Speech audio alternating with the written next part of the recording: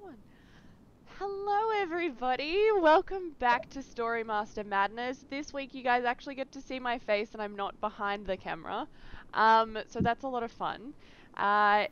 We are going to be playing Mazes today by 9th Level Games, which I'll get Chris to talk about in a moment, but for now let's go around the table and everyone can kind of introduce themselves and where people can find them. So let's start with Ben. Oh geez, I don't like being put on the spot. I'm Ben. I'm one of the co-owners of Alpha Omega Hobby, along with the other one who will introduce himself. The other one. The other one. The other. No, I'm an avid role player. I enjoy social media a lot personally. I don't really do too much for work, but we're Alpha Omega Hobby on just about every format. Yeah. Alpha Omega Hobby on Twitter, Alpha Omega Hobby on Instagram, TikTok, YouTube now. I did a YouTube video, so yeah. I love it. I love it. And Jake, you want to tell us a bit more? Tell us about yourself. Sure. So I'm Jake. I'm the other owner of Alpha Omega. I also own a piece of a company called Armor Class 10. We do merch. If you're looking for us, you can find Ben and I at the store probably just about every day. And I'm on almost every social media platform as Sanguinary Oz. So Twitter, Discord, what else is there? Whatever you're into. LiveJournal. He's big on LiveJournal. LiveJournal. Google Hangouts. G+. All of the places. Oh my gosh. And then Discord, when then Discord turns into like a more of a work app at the moment. I've found it's crazy. And I'm gonna go with me, and then I'm gonna pass it straight over to you, Chris. So I am Lanta. You guys can find me all over the internet as Lanta Fanta. However, I reside here mostly on Level Up TTV. I try to bring you all of these amazing content, and all of these amazing games. And then I will pass you over to you, Chris, and you can introduce yourself. Hi everybody, I am Chris O'Neill from 9th Level Games. I am a game designer, and we're going to play my game Mazes today. Mazes is currently on Kickstarter. We are moving the game from a collection of awesome zines, which is what we've been doing for the last couple of years, into a full-on hardcover book. The Kickstarter is doing great, and one of the things that we like to talk about with Mazes is that if you know how to role play, or if you're new to role playing, that we can teach you how to play this game in 5 minutes. And as a test of that, Atlanta and Ben and Jake have not played this game before. And literally I asked Ben and Jake the other day to be a part of this when Level Up asked us to do the Story Masters piece, and all I did was send them a character sheet. So they all have a character sheet. They have some basic character information. I'm going to spend a few minutes and I'm going to teach everybody, you at home and the people that are playing this game, how to play this game. Does that sound cool? Yeah.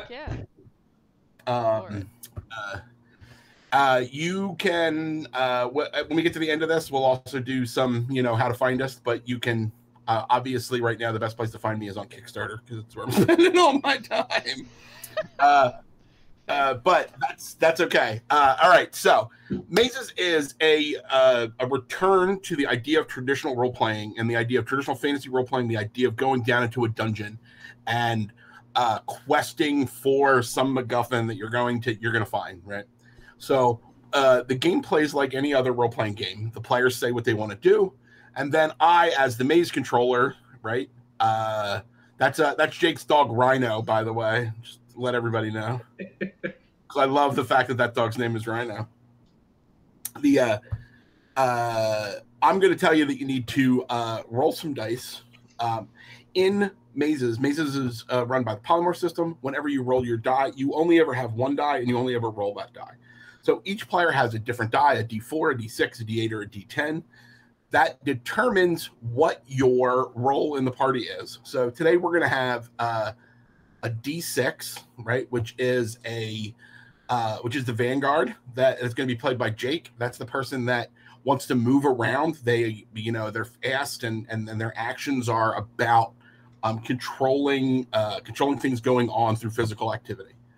The D8 is the fighter. That's the person that's dishing out the damage. And it doesn't matter if your role is if you could be a wizard, or you could be a fighter, or you could be a ranger. Your role is being the fighter. Your role is dealing out damage. And then the D10 is the sentinel, and the sentinel's role is Atlanta today. The sentinel's about protecting the party. They're about soaking damage. They're the tank. And how that works is there is a quick piece where you're going to roll your dice and you're going to look at your character sheet, and it's got right on it. So I'm going to tell you, hey, in order to do that, you need to roll boots. You're going to look at your character sheet and it says boots 3, 4, 5. You're going to roll your die, and if a 3, a 4, or a 5 come up, you are successful. Yep. That's pretty much the core of the entire system. Now, 2 really big important things. If you roll a 1, we call that a key. Whenever you roll your key, if it's something that your character could conceivably do, it succeeds. If it's not something your character could do, you fail.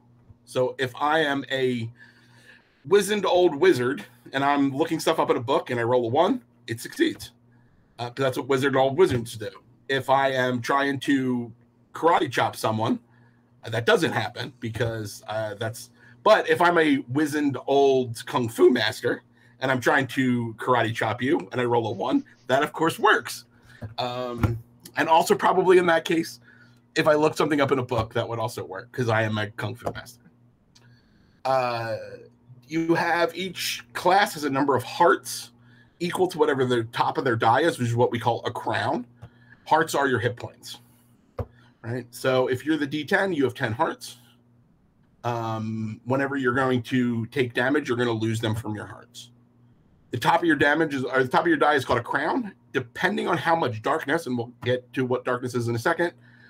Whenever you roll your crown, you may or may not succeed. So I'll explain darkness really quickly in a second. You have a number of stars based on what role you have, 1, 2, 3, or 4. Stars are your currency for doing awesome stuff. So the smaller your die, the more stars you have. A D4 has 4, a D6 has 3, a D8 has 2, and a D10 has 1. You can spend a star at any time to say, I want to do a maneuver. I want to do an action. And that's based on what your aspect is. So, for instance, in this game, Atlanta is going to play a menacing dragoon, a heavy armored warrior. Her aspect is sword. So she could spend her heart to do something that's really cool about being an armored warrior. So I'm going to run into those people with my shield and knock everybody to the ground, or I'm going to stand in the way of the dragon's flame and not get hurt. I'm going to spend a sword to do that. Whereas Ben's playing a white mage that is, and so we'll do everybody's edges, but the white mage is like an air wizard, and you could spend a star to cast a spell. So you could be like, oh, I'm gonna just use the winds. I'm gonna fly up there. So I'm gonna cast fly. Okay. At the bottom of your character sheet, and so if people at home were looking at one of our character sheets, there are 3 conditions. If at any time you run out of hearts or stars, you can take a condition in order to refill them. So you can become stressed, tired, or hurt, and each one of those has a negative effect on the character. If at any time you have filled all your conditions and you can't take another condition, instead you go down, and there's a chance that you don't get back up. It's unlikely that any of you are going to die today as we descend into Bargle's Black Maze, unless I get really, really lucky. Here's the thing that's always interesting to me. This is a completely player-active game. I, as the GM, never roll dice. Everything from my side is either laid out or extemporaneous. The only thing that I really have that controls and affects things is called the darkness. So as the party does things, we're going to set an initial amount of darkness, and that's going to basically determine how difficult things are for us going in. And as darkness builds, I can either spend the darkness to do cool things with my hazards, or I can let it build. And if it gets to 7, things get really dark. And at that time, anytime you're rolling your crown, it's going to fail. And if you go down, there's a better chance that you're not going to get back up. What are some things that generate darkness? So the first one is entering the darkness. If you go into the darkness, you create 1 darkness. You give me a darkness. If you provoke violence, so if you're defending against being attacked, not a big deal. But if you start the attack, that generates splitting the party. My all-time favorite way of getting darkness. Someone just gonna go off into on their own. Ignoring danger. Letting time pass. So if you're just going to stop and do nothing, that generates darkness. And finally, you can have a flashback. So if you want to be like, hey, I want to, the reason that I want this wizard to die is because of this thing that's going to give me some information and some knowledge about them. I'll give you a darkness, and then you as a player, get to establish something about the game world. You have one other resource, and that resource is called treasure. So we've just abstracted out the idea of treasure in mazes. In our new Kickstarter and the new hardcover that's coming out, there's going to be some stuff about playing more long-term or campaign type games, but at the core of it, with the idea that just says this is a one-shot game, treasure basically takes into account the idea that you are a well-equipped adventuring party. So you have a stack of treasure, and we're going to determine through some questions how much treasure you start with. At any time, a member of the party can say, hey, I want to spend a treasure. And when you do that, you can then define what, equipment you have. Right. So you can spend a treasure to be like, oh, we have, 50 feet of rope, so we can tie a ladder and get across here. Or, we have a shovel. 7 horses. We have 7 horses. So actually, one of the things that's actually really interesting is depending on how much treasure you have compared to your party, as long as you have the same number or more of treasure, so there's 3 of you. So as long as you have 3 or more treasure, you're considered flush. And whenever you spend a treasure, you could spend it to have enough for everybody. So if you could be like, I'm going to spend a treasure, we all have horses. As long as you have 3 or more treasure, you could do that. But if you only had 2 treasure, you could be like, I have a horse. You could have 1 horse. My personal rule, not everyone that runs mazes runs it this way, but I do. The party can spend treasure whenever they would like, and they don't have to ask their compatriots. As I can see Ben being like, I'm going to spend all of it right away. How many horses? So is it community treasure, or does each person have their own? It's community treasure. Okay. And throughout the game, there are opportunities to get more treasure. So, when you would normally in a standard adventure game gain treasure, you're going to gain this abstract treasure. Okay. And then there's some rules at the end of the game for how you convert that into wealth, which is not a thing that we care about in a one shot, but something that you might care about in the long term. Yeah. So I have pretty much given you all of the rules of this game. Do you have any questions? All right. Your video was really good. The video you attached was awesome. I especially like the Halo noise, the Halo firefight, the boop, boop. I was like, that's from Halo. I mean, the rules are super straightforward. I really dig it. It has a lot of familiarity, even though I've never seen this game or played this game. When you were explaining, I was like, oh, I recognize that mechanic, or oh, I know a mechanic that's kind of like that, and oh, I understand this. And Ben has played Polymorph before because he's used. I've read it. Thoroughly. Yeah, the excellence, right? Because we carry the excellence, so we read it. So we're like, we recognize that too. But yeah, I dig it. It has even your description of the Kickstarter, it's like 1979 gaming for today. Like it really does feel like you're like, oh, this game's been around forever, and you're like, but it hasn't. Like it is. So. Speaking of that, Atlanta, we need to get Ben and Jake on Sarah's table. For sure. We need to princess these guys up. Oh my gosh, it'll be amazing. Edges are just things to get advantage on, right? Yeah, so each character has a set of edges. So how you define a character in mazes is generally. Oh, look at that rhinoceros! Oh, pug. You're so good. All right. Ben, your edges are magic spells of sky domain. So you can do air magic and lightning and electricity. You have Deadeye, which is ranged weapons, ranged combat. Cool. And so you could have a bow, or you could have a wand, and you are also fast, right? So in this game, if I'm going to say something, you're going to be like, I'm going to run across the bridge and try to get in front of those people. And I'm saying, oh, okay, that's a boots roll. And then you might say, well, but I'm fast. And I would be like, oh, well, you have advantage on that roll. So advantage and disadvantage. But only if you run like this. Only if you run like Naruto. I'm assuming he's an airbender. That's a good, but with more electricity. Okay, all right. More storm, less airbender. Heart is the menacing dragoon. She is armored, which means that you can use that to soak damage. Especially if anything's going to happen, you can just be like, oh well, but I'm armored. Yeah. You're deadly. So whenever you do damage, you're going to. This is an important rule. When you take a violent action, you lose a heart. Oh shit! So you go into combat and you're like, hey, I want to chop that person with my sword. You're going to lose a heart. Okay. And then when you do damage, you're going to roll your die for effect. So the D10 does the most damage. Yep. You're also deadly, which means that you have advantage whenever you're doing damage. Oh, okay. So you can roll 2 dice. 2 dice. Take the better result. Yeah.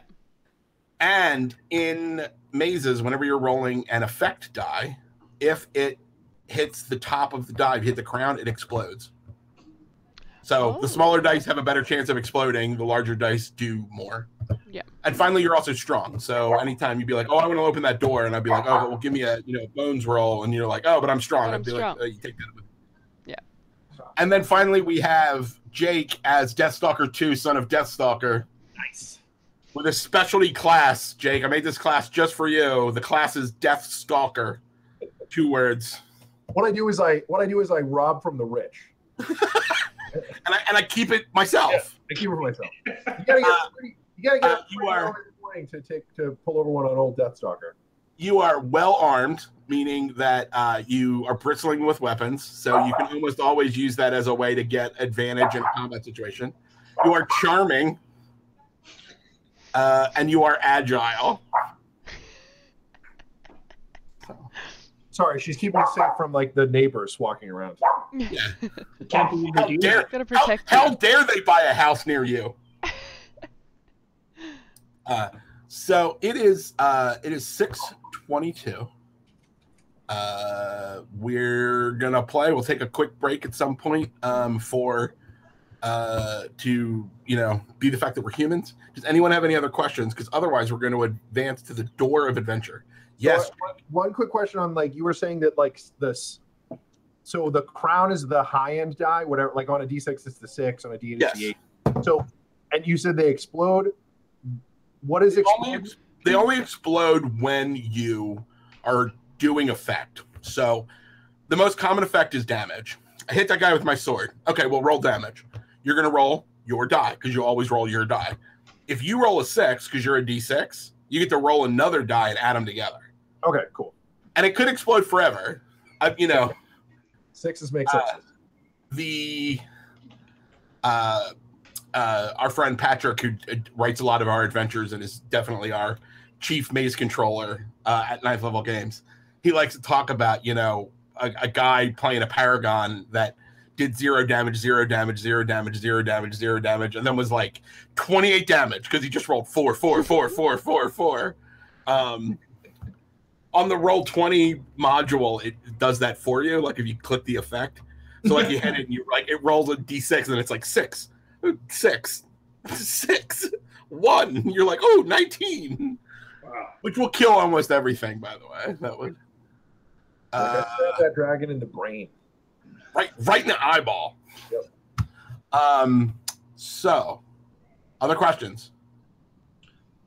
All right. One of my favorite things about mazes is the fact that mazes you always start at the door to adventure. So the assumption is you all know each other. And we can go through this. You guys can introduce your characters and figure out what you're doing. You can be best friends forever, whatever it is. I'm going to read you a little introduction. and then I'm going to ask you a question. And based on that question, I'm going to set the starting treasure and darkness. Okay. So you are a young adventurer setting out with your friends on your first great adventure. You have come to a maze deep in the hills near the town of Harrogate. You have entered an old lich yard, the graveyard beside an old abandoned temple to some forgotten god. Are you in it for the glory, or are you in it for the gold? So the question is, why have you come to this dangerous place? Is it for good? The evil wizard Bargle has done you wrong, and now he will pay with blood. Or you're in it for the gold. You brought an old map from a seer that brought you to this dungeon. According to the wise woman, a great evil holds a key to a rich treasure. Well, I personally am here for the glory. I would say both, but I guess we have to choose. You have to choose Ben, one. what do you think? What do you think, Ben? You have to choose as a team. Ooh.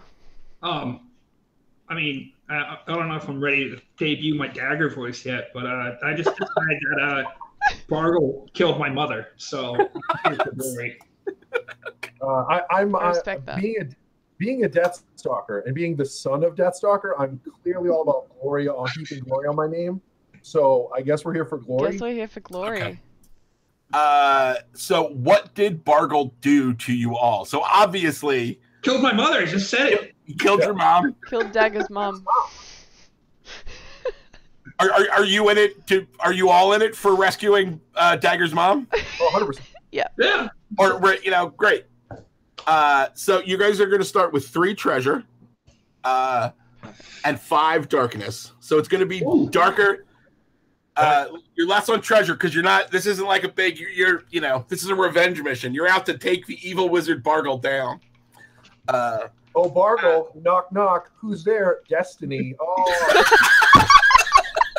Also Deathstalker. So why don't you guys introduce yourselves so the people at home have an idea who you are, and then we are going to kick down this door.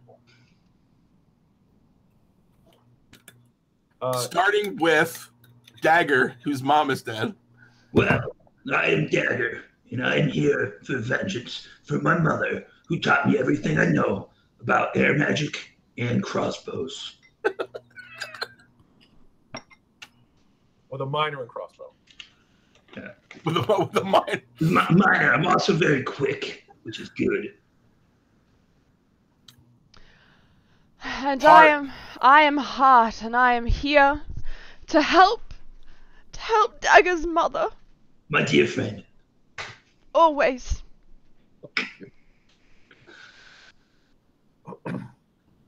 As Deathstalker. As said before, I am clearly Deathstalker, son of Deathstalker.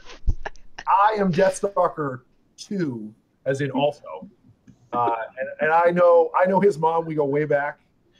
So obviously I'm here to back up my boy. She was dear friends with Deathstalker. Yeah, she made great cookies. Yeah.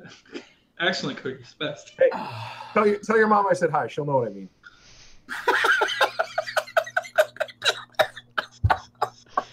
Little old for you, Deathstalker 2. I'll have my revenge, and Deathstalker 2.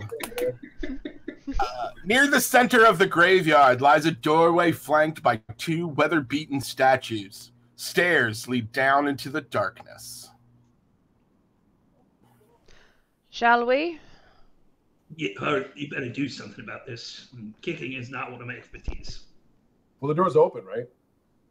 Yes. Wait, we go. Let's do that. Yeah, going.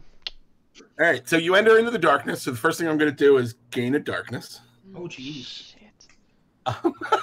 Guys, You're at 6 darkness. You're at 6 darkness and 3 treasure. It's important.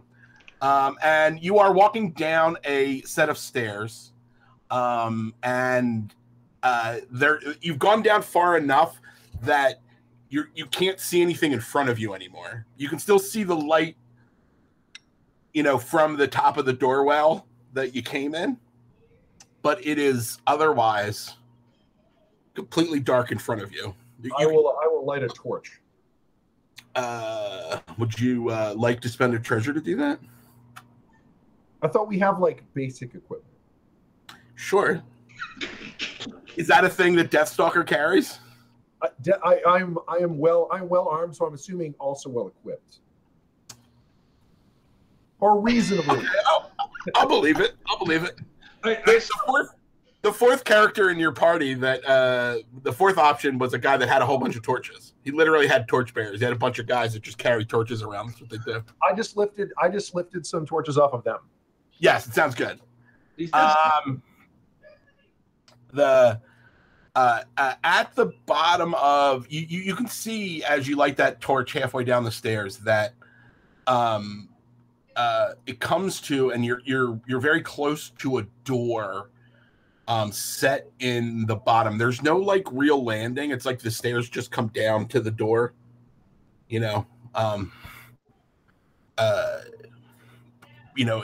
kind of like a standard kind of more mausoleum kind of activity. Not really like a place where people hang out. There's not a bunch of like, cool kids hanging out smoking cigarettes here. You definitely see the ends of a bunch of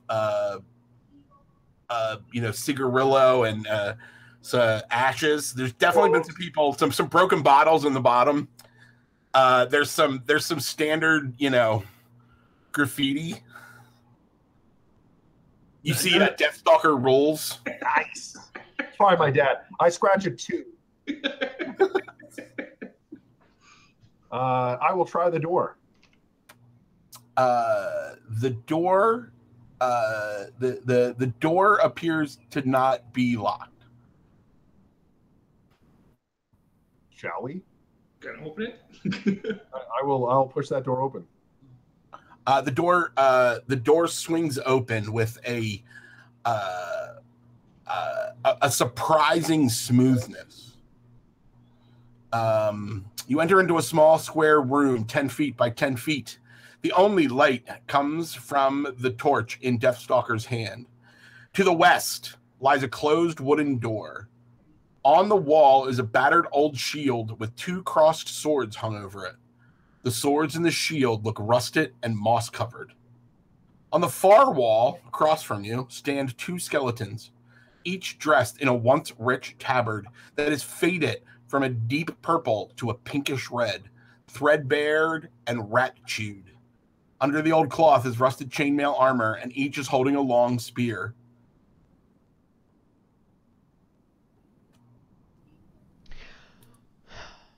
All right. I'm going to just trudge down the hallway and open up the wooden door. Solid. All right, so you're in a 10 by 10 room. Mm-hmm. There isn't a hallway. Do you just go into the door? Yep. That's right there? Yeah. All right. Bold. I'm keeping an eye on the skeletons. I will back towards the door. Let's see. Give me. Mm-hmm. How are you trying to open the door? Are you opening it like tentatively, or are you boldly grabbing hold of it? I'd be boldly grabbing hold of it and swinging the door open. Give me a bones roll, but because you are strong, give it to me with advantage. Mm-hmm. Yep, that's a 6. So Great. Go on. We didn't talk about this, but if you are ever rolling with advantage and both succeed, that's a critical success. Ooh. No, not both. If you're ever rolling with disadvantage and they both fail, that is a critical failure. Oh no. But you do. So you pull it. The door is not locked, but when you pull it, you definitely feel it fighting against you. Like, it feels like almost like, like a door would on like a really windy day, or raiding door. Yeah, it's, this door just wants to fight. It's a mimic. I attack the door. Deathstalker, give me a books roll. Oh, good. Oh, that is actually pretty good from Deathstalker. Yeah. Nope, I got a 5. I'm like, I don't see any books in here. You are looking at the skeletons, And you notice, and just so y'all know, I'm going to spend a darkness. Oh, good. Shit.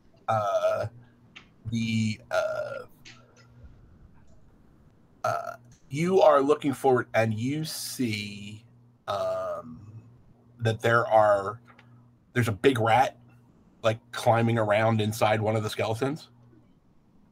And as you're like just standing there looking at that, your foot steps down, and the brick under you like kind of moves a little bit, and some rats come pouring up out of the ground and attacking your feet. Awesome. All right, so this is a game where the GM never rolls dice, right? It's completely player facing. So I don't roll to attack you. You have to tell me what you're doing to respond to the fact that there are rats swarming up your feet. So to let the party know what's happening, I yell, "Oh, rats!" and then I swing my torch at them. All right, give me a blades roll. You are agile, so give me a blades roll with advantage. Okay. So I got 1. I got a 4. Great. You swing and move the rats away from you before they can get into your clothes or bite or anything. But now there are rats scurrying all over the room. They're chittering, and as they chitter, you hear more of them underneath of you. All right. So I have a question. To use a magic spell, I would have to use a star, correct? Okay, so this is real important. In mazes, all of the actions are the fiction of the piece. So if you want to attack something, that's just rolling blades. And if the fiction is you're shooting it with a wand of lightning bolts, that's fine. Or you're shooting them with your crossbow, that's fine. It's the same piece.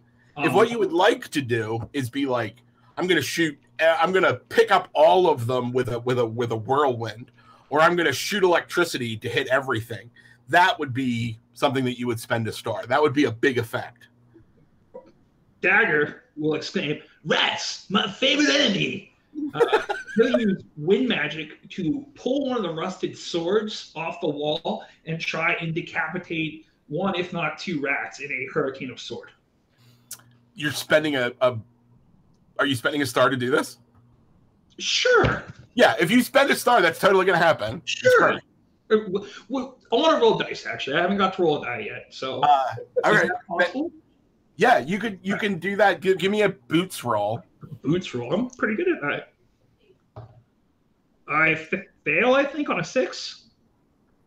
You're not the D6, right? You're a D8? I'm a D8. Yeah, so the D6 would be a fail. Okay.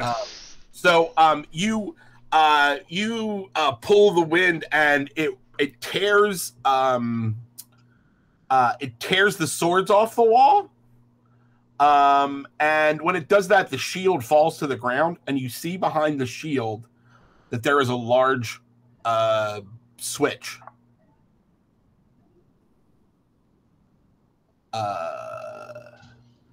And when the shield hits the ground, a bunch of rats scurry away. Yeah, see?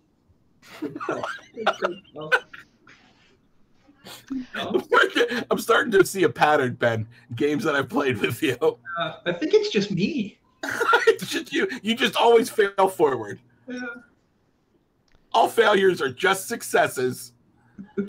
I'm gonna walk over to the switch in this clusterfuckery that is happening, and I'm gonna kick rats out of the way as I'm getting over there, and I'm gonna hit the switch.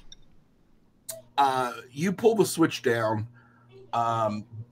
Give me a bones roll.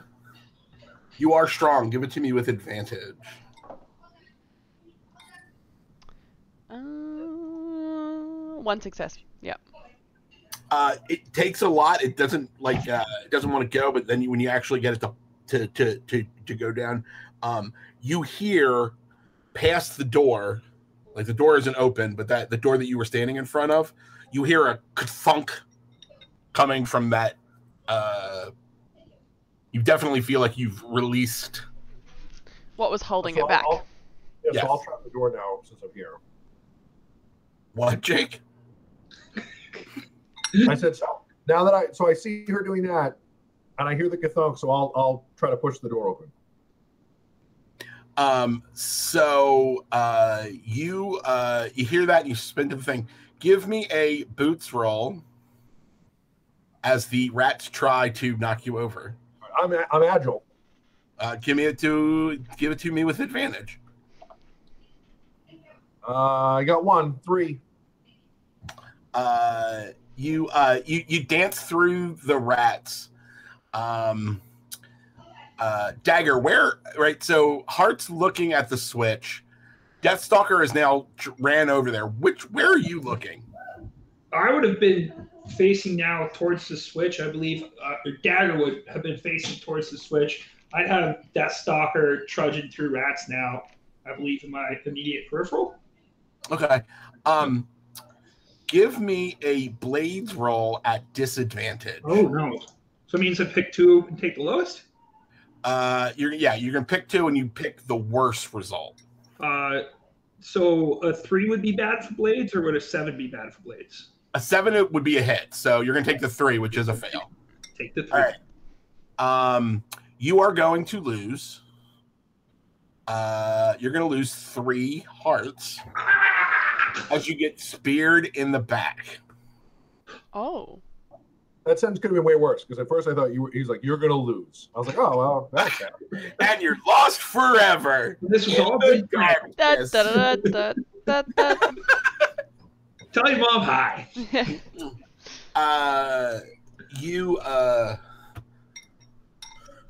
Heart and Deathstalker, you hear Dagger scream. I'm gonna like whip around, just to see what's happening.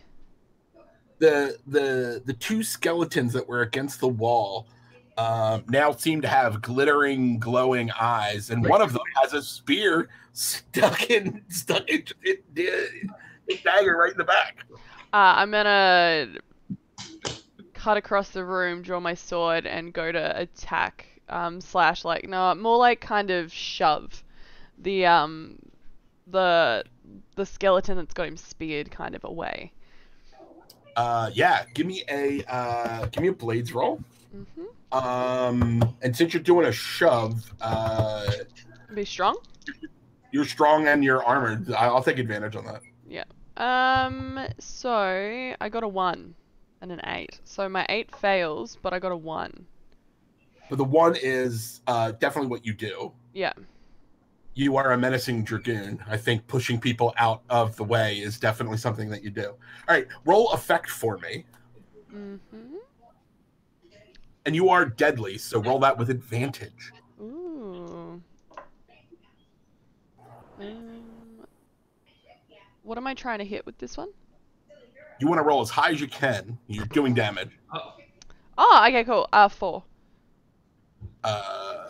And that was with advantage? I got a 4 and I got a 1. Yep. Yeah. It's great. You launch the one skeleton back up against the wall. Mm-hmm. And it falls to its knee, but it doesn't fall apart. Dead. Yeah. But it leaves its spear, which clatters when it's not being held, from stuck in Dagger. Oh, awesome. Appreciated. You're welcome. And then give me a blades save, but you are armored to take advantage on that. So a little terminology thing. We call a roll an active piece. So when you are give me a books roll means I want to do something with books, and give me a save means it's basically my turn. You get to take one roll on your turn. It's called having the moment. Each player gets a moment before the MC reacts, but you can have as many saves as there are. So because I rolled disadvantage, I got 1 fail, but the other one I got a 10. Which is your which is your crown. Yeah. So that and you are with advantage, so you get to choose. So you can take that one. Yep. So and the crown. It is currently dark, so It is not you aren't at bleak, but so you can have this succeed if you give me something narrative. If you give me a little give and take here. So what I'm gonna do is he's gonna go to spear me, right? Yeah. What I'm gonna do is then kind of I'm gonna use like my arm to kind of shield it, but then I'm gonna go to like kind of grab him by the throat and try to just like toss him on the other side. So yeah, that's great. I love this picture. You run across the room and just like check this guy. You check one skeleton into the wall, and then you spin around, deflecting an incoming piece and reaching over to grab hold. And so now you're like locked up with this second skeleton. Love it. Dagger, what are you doing? Okay, so we have the one skeleton now disarmed and on a knee, and Hart has firm control of the other one. It's what it seems like. Dagger will feign, my back injury, it's horrible, and throw a dagger at the skeleton who's down. I like the fact that you're trying to feint a skeleton. He's brilliant. That's why he wins. Give me a blades roll. Okay, I'm okay at that one. I'm not. I rolled a 2. That's not gonna hit. No. What is which one were you throwing it at? The one that's not engaged with Hart. Oh, you have dead eye, so you would have advantage on that. So you have another. I rolled a 1. I feel like that's worse. Yeah, because I don't. Your name might be Dagger, but Air Mage is not throwing daggers. Mistakes were made. I love it. It's great. But I like the fact that it was just like a big this big huge dance, and then you just like throw a dagger into the wall. Deathstalker. I gotta tell you, I love asking Deathstalker to do something. It's super great. I did that for you, buddy. Fulfilling all of my childhood dreams. So I will draw 2 swords on my left side. So I draw a short sword reversed, and I draw a long sword, and I'm gonna run at the one that's on the ground and do like a sliding like scissor move and try to take his head off. Oh yeah, absolutely. Give me a blades roll with advantage because you're well armed. So I got a 1 and a 6. The 6 is a success, and because of who you are, the 1 is, literally a death stalker. You just you just performed a ridiculous combat maneuver that definitely seems like what you want to do. So we're going to count that as a critical success. So roll for damage, and then with advantage. So I got 2 6s, and then those explode. Yeah. Okay. And then a 3 and a 4. So that's 12, 16, 19. Yep. Huh. You take the skeleton to -17. Sweet. Nice. And then I smile at the camera for the ladies, breaking the fourth wall. So you slide in 2 sword and just decapitate it. It flies through the air in slow-mo. You can see the glinting eye. You can see it's the gem stuck in its eye that's glowing, and it just like, and as you've done so much damage to it, it like smashes the side of its face, and you capture the gem, which gains you another treasure. So you now have 4 treasure. Nice. All right, Hart. I'm gonna finish the skeleton that I have now in my hands, and what I'm just gonna try to do is just to. I guess it's gonna be violent. I'm just gonna try to just crush the skull. Oh yeah, that's very important. Deathstalker. You take a heart. You took a heart for a violent action. Okay. Dagger. You took a heart for a violent action. You guys didn't get a darkness because you didn't start this fight. And now Hart, you're gonna lose a heart for this action. Yep. Because it's dark. Oh, you would have lost 1 from the previous one too. Yep, easy. It's mad dark. But then we're all caught up and good, and I will try to remember my own rules. Yeah. So it's And you're just trying to crush this one's. Yep, strong. Just gonna crush its skull. And I got 1 fail and 1 success. Roll for effect. Yeah. And you're deadly. Don't forget. Yep. That's a 2. That's a 2. I got a 1 and a 2. All right. I'm gonna just get rid of those ones. Let's just get that over there. You squish its head, and you like completely pop the top of it, and then it's just like ha ha ha ha ha ha ha ha ha, just like the chittering mouth at the bottom. Chris, it was about time to pop those tops. You know what time it is. All right, everybody. The skeleton. I'm gonna spend another one of these darkness. The skeleton that you're holding. When you squished its head, a bunch of rats come pouring out from where the top of it is and like running down your armor. Give me a boots roll to stay standing. Hey, it's a 3. Good. Success. A little bit, yeah. Thank you managed to hold yourself up, and then give me a blades roll, but no advantage because he's right. You know, you're locked up. Right. I don't think your armor's. Got a 4, so I just hit it. All right, so you're good. So you don't take any damage. Okay. That's me. Dagger, Deathstalker, Heart, any of you can go. Yeah, cool. Can I just go again just to try to crush his skull again? Just gotta pick him up and like play him like an accordion. Am I going for bones or blades? So if you're trying to do damage, you're always doing blades, unless it's very specifically something that would be like, if you're trying to like throw it, that would be bones. Okay. So I got double success on blades. Great. So that's with since you're already deadly, you're already going to have advantage. So you're going to start with 1 at max. So you're already doing 10 damage. Roll another die for additional damage. Your max damage plus 5. 15 damage. You take this one to negative 12. Nice. You pulverize the remaining part of this into just dust.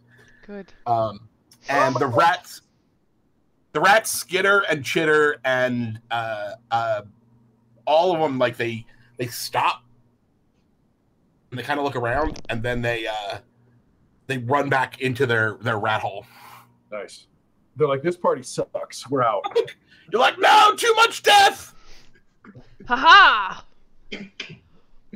All right. I go over obviously and give Hart a fucking high five. Oh yeah. Solid I'm high fine. five. Okay. Double high five. Double high five. I go pick up my gimmick dagger, put it away. Give me Oh, it was the dagger. rubber one. That was why. That was my not killing dagger. I'm gonna go for the door. Have you ever thought about throwing knives instead of spoons? Instead of cutlery? What about forks? Blue Raja.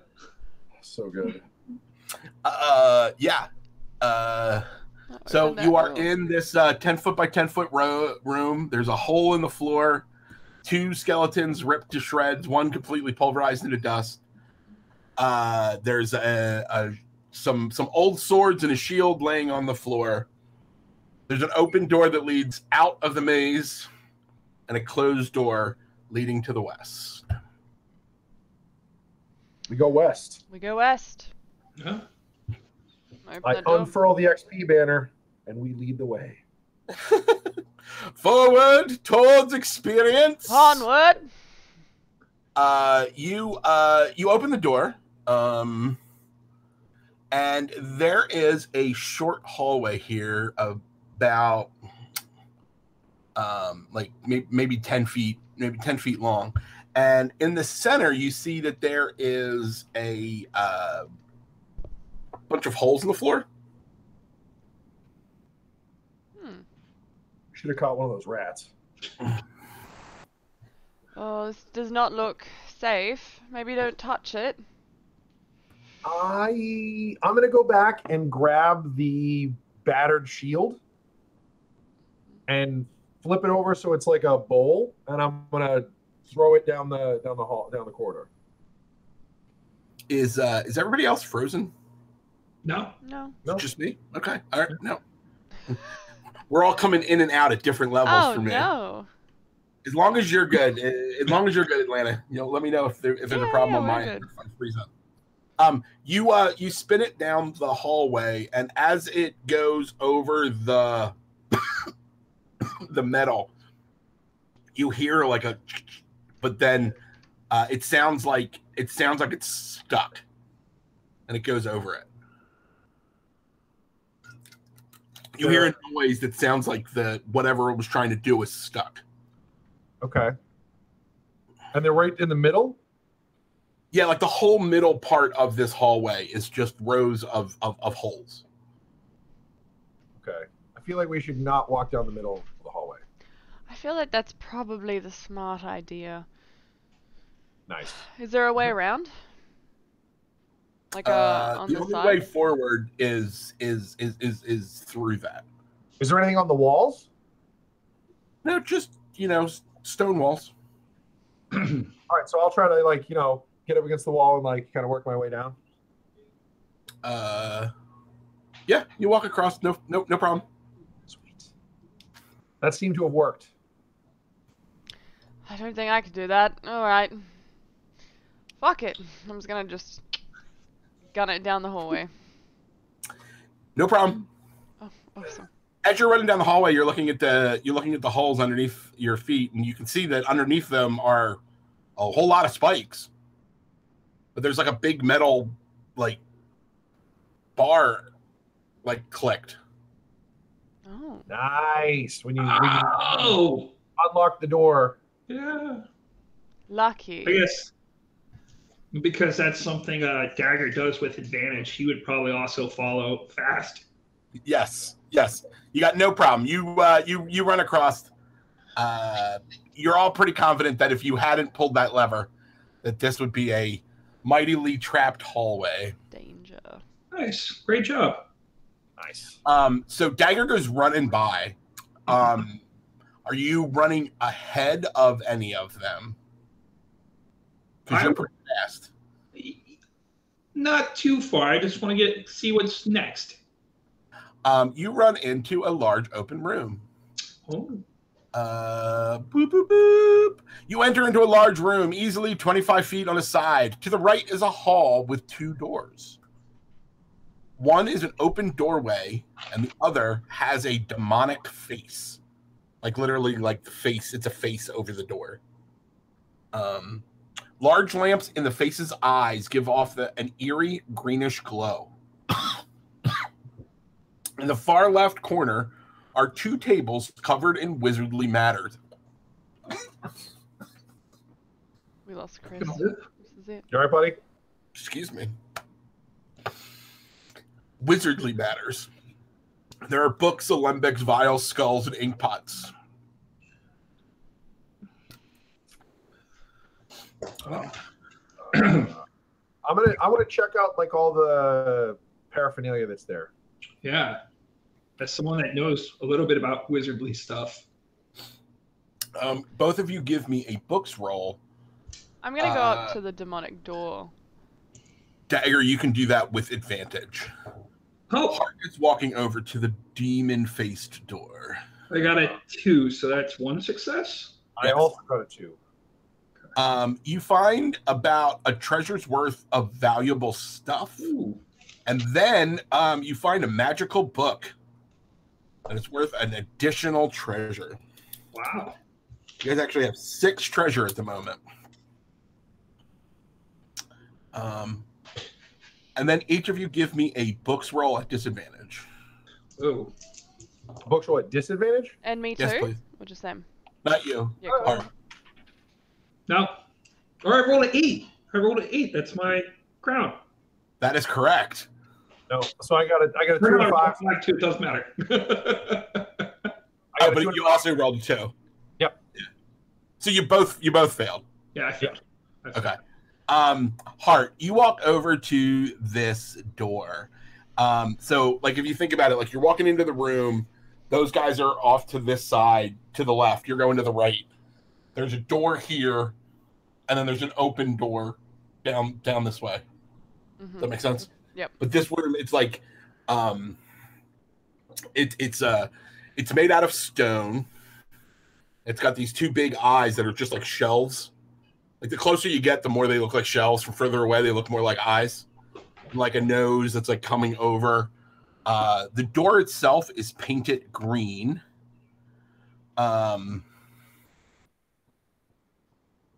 It is closed and it is locked. You can see it's actually got like a lock on the door. Not like a locked door. It's like a big old school comical like snappy what do you call those things? Padlock. Yeah. Nice. Snappy thing. Snappy lock. Well, because his eyes look like shelves, I'm gonna check his eyes to see if he's got anything in there. Both of them are candles, but they look like candles that have been ensorcelled because they're not melting. Interesting. All right. There's something strange with this door. There's some sort of magic, I think. It's not really my forte. Dagger, maybe? I mean, maybe. He's like, have you seen my rolls? For being a mage, I am not particularly good at smart or casting spells. So, I mean, you're great at casting spells when you spend a star to do it. Yeah. Just doing magic, you know. Yeah. You can shoot people with electricity all day long. Yeah, I suppose I will go try and investigate the door. What is Death Stalker doing? All right, so we found some treasure. I will. So we're in the door that's open, and they're looking at the demon door that's closed. Yeah. You are across the room from the open door. I'll go look in the open door, I guess. Okay. As you walk away, give me a books roll. Okay. 3, got it. You hear a click. Like it sounds like a door locking behind you. Behind me? Yeah. I will turn around. There is the tables that you've just ransacked. You don't see anything else. Dagger, you get to Hart. Big green door. It is locked with that a padlock. As you get close, though, you definitely feel a wave of magic, and you would say it is magic of the both earth magic and night magic. So earth magic and night magic. I have no expertise in these. Great, so helpful. Alright, maybe we check the other door. Death Stalker, have you got anything over there? I definitely heard something click in this room behind us, but I don't see anything else. There doesn't seem to be anything. Alright, I'll head over. I'm gonna make my way over to check. I'm gonna check the wall, see if there's hidden doors. I've seen this before. Give me a books roll at disadvantage. At disadvantage, all right. Not today. A 2 and a 3. As you are doing this, you're feeling. You feel that everything, everywhere else on the floor has been stone, and you are standing on wood. Oh, all right. So I'm assuming it is now locked, but I will step off it, but I will tap around to find the dimensions of how big the door is. You do this thing, and then you can see that there's like a line. There's actually like a square hatch door that's like inset down below, like covered with like a little rug. Like you would never have noticed it if you weren't standing on it. Death Stalker, I agree. If one wasn't already awesome. Good job, Death Stalker. I will pull the rug out of the way, and I'll point out the door to Hart and say, I think this is what locked. Locked or unlocked? That's a good point. Its lock status has changed. I'm gonna try to open the... Oh, God. Thank you, computer programmer Death Stalker. I'm gonna open it. Up the door. I believe that its status is true. I'm opening the door. There's like a ring, like you see that there's like kind of a ring you put your hand on, and so you pull the ring, and as you pull it up, it's very dark inside. But you do see off the weird greenish glow and the light from Deathstalker's torch, you see some glints of metal in the dark hole. I'm gonna look at the torch. Maybe we drop the torch in? Is there anything in the lab that I could like light on fire and drop in there? Books. Yeah, there's a bunch of books. Oh, burn books. That seems kind of fascist. I don't know if I want to do that. All right, so as you're like looking around and you're like, hey, is there something I could burn here? And it's like, you can burn some books. You feel something push against you, Deathstalker. Give me a bones roll. A bones roll. All right. Not today, unless it relies on me being agile. I got a 1. You get pushed from behind into the hole. Okay. But because you're agile, give me a boots roll with advantage to hold yourself from falling into the hole. I was gonna say, yeah, can I also try to grab him? So yeah. I got a 1 and a 6, but the 1 would work because I'm agile, right? Yeah, and the 6 would work because you're a 6. Yeah. Okay, sweet. Because you're the vanguard. I slip over the hole and pick the landing. Give me a bones roll to try to grab him as he's doing his freaking acrobatics as he Simone Biles his way across the hole. That is a fail. So you reach out to grab him and he flips through your arms. You're like, oh, I'll grab you, and he's like, ha ha, Deathstalker. I assume Hart is the not impressed though. Yeah, little what's her name? Oh, the race right? Huh? Michaela. Yeah. Michaela. Oh, yeah. But Michaela is not impressed. Michaela is not impressed. So you stick the landing. You give the charming smile because you're not impressed, and you see that there is a short, bald-headed man with a knobbly nose and a black wizard's robe with a red fiery collar, holding a staff that was just like the guy that just like pushed you. Oh, I like his standing there. Does he look familiar? Is this the guy?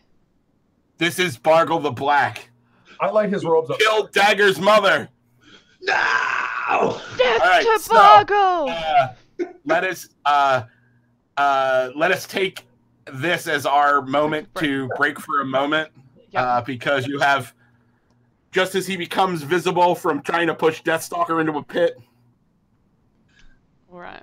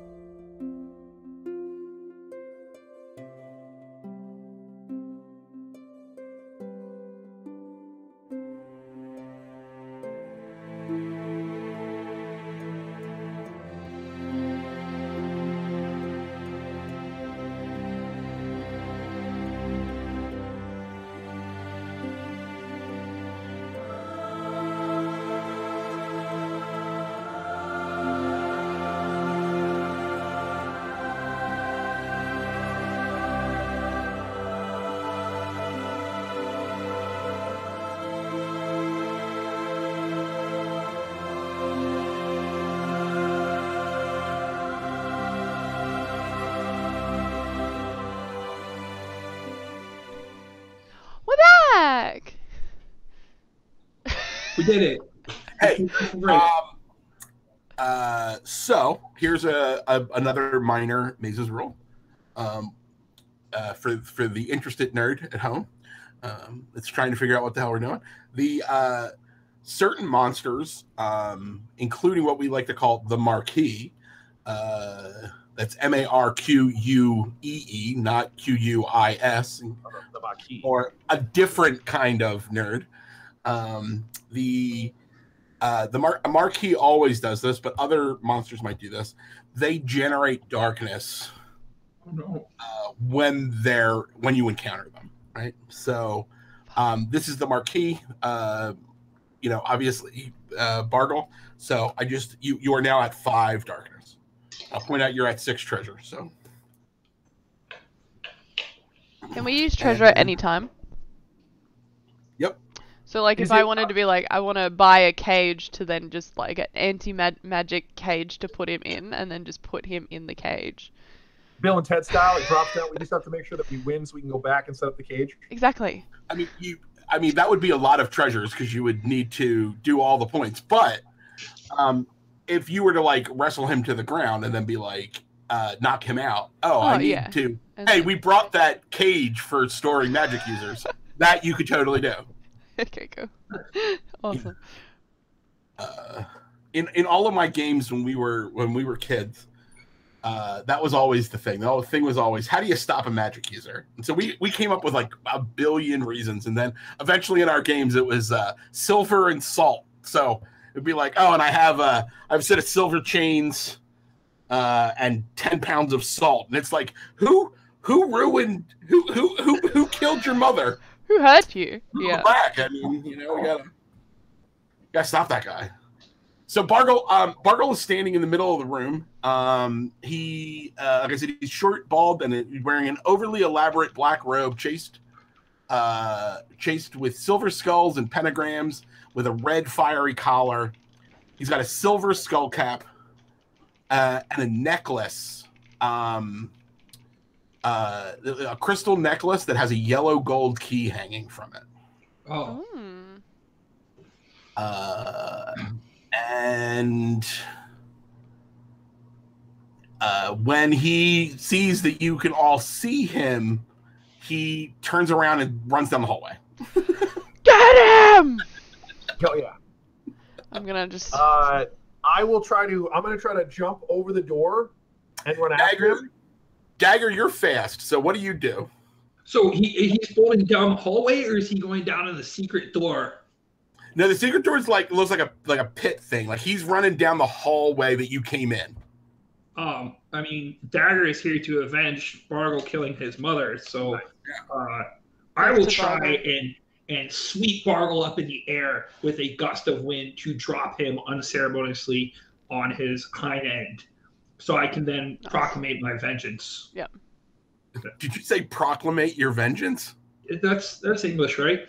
I don't know, but I love it. I mean, I would super wear a T-shirt that says, "And I shall proclamate my vengeance." Proclamate thine vengeance. So yes, Dagger will try and quickly create a gust of wind under Bargle. Are you gonna you're gonna cast a spell to do this? You're gonna spend a star? I will in fact spend a star this time because I really regret not doing it last time. Right. You summon a huge gust of wind that knocks him off his feet and spins him around and knocks him,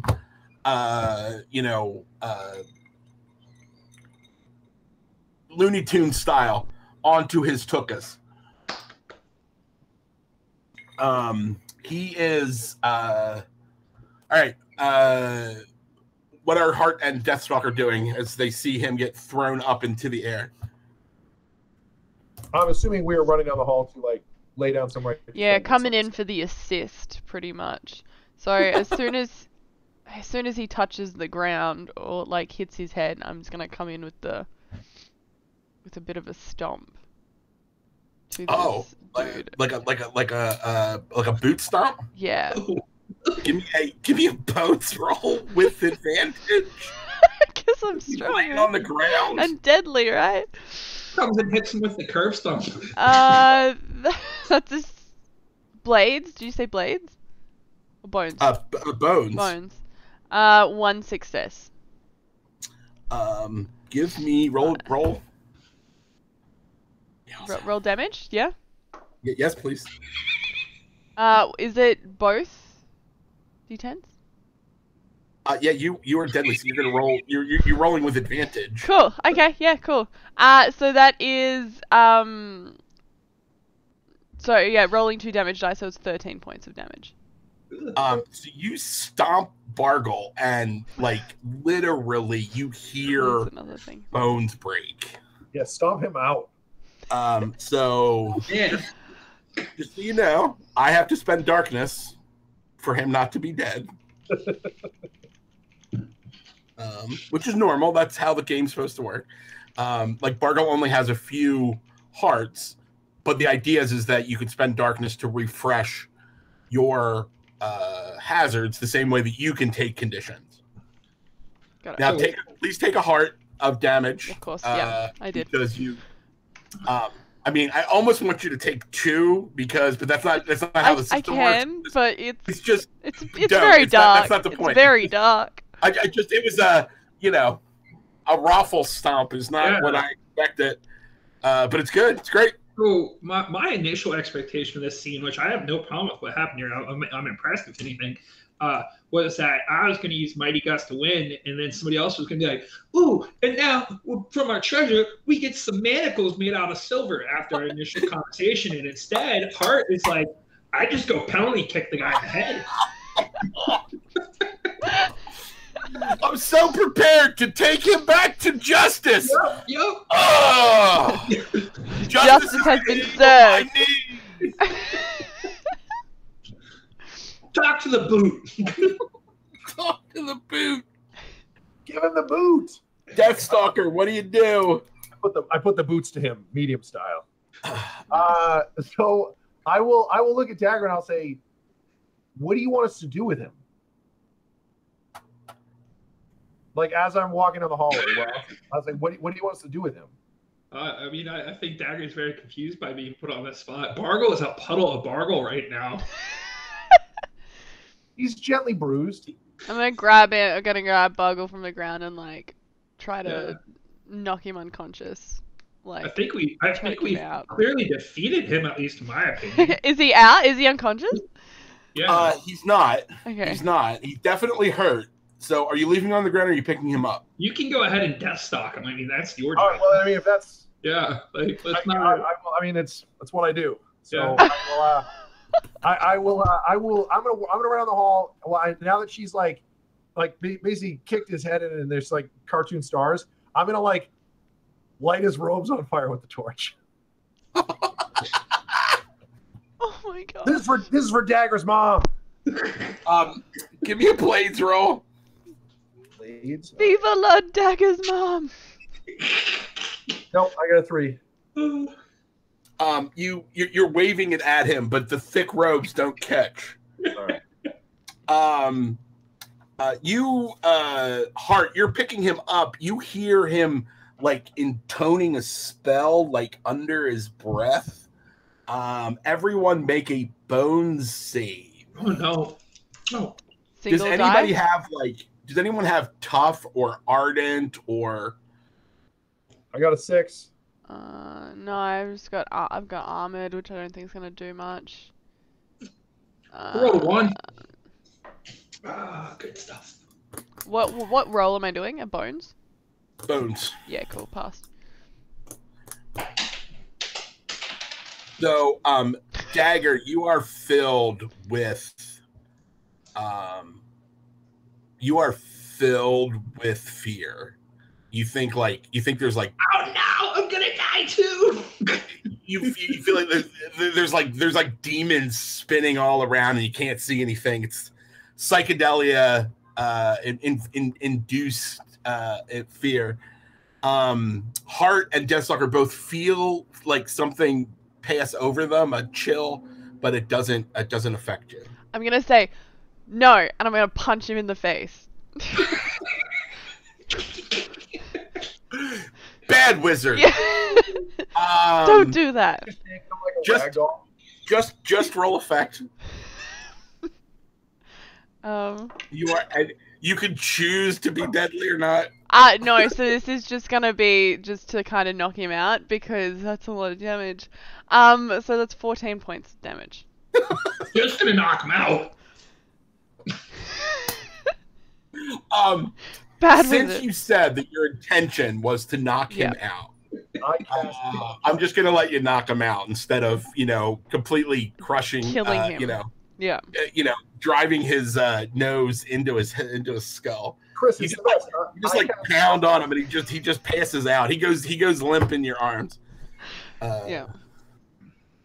Chris, it's the best. You loved it in the last game. I cast punch. It's the best punch. It's the best spell. It's the best spell. Again, that's another T-shirt that I want. Art just crushed that roll. Proclamate the revenge. Heart do good. I cast punch.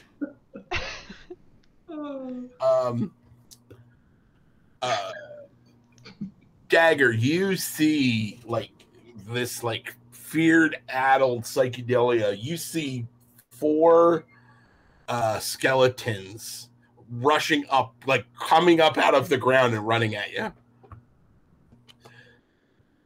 Oh, jeez. I'm going to try and dodge back, and I think to the last room then. Into the hallway that you came from? The hallway where Give me a boots roll with advantage because you're fast. Oh, holy moly. I am successful. You run into the hallway. Hart, you are holding Bargle. Stalker, where are you? I'm assuming I'm standing right next to Hart. So. All right, so you guys are in the way of the hallway.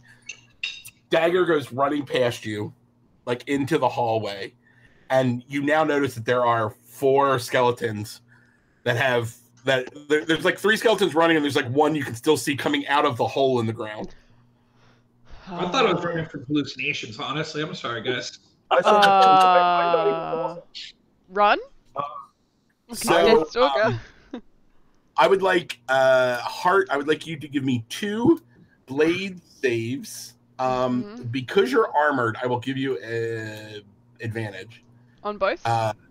Stalker, I would like 1 blade save, with just straight because you're not really aware. 1 passed, No. and that 1 passed. Oh, yes. 4. Nope. Yeah, cool. You say blades, yeah? Blades. Yeah, cool. They both passed. Stalker, take 3 hearts of damage. 3. Okay. And the final skeleton rears back with his spear, and he throws it at Dagger down the hallway. So Dagger, give me a. I was gonna say, can I drop Burgle and go to grab the spear out of thin air? Yes.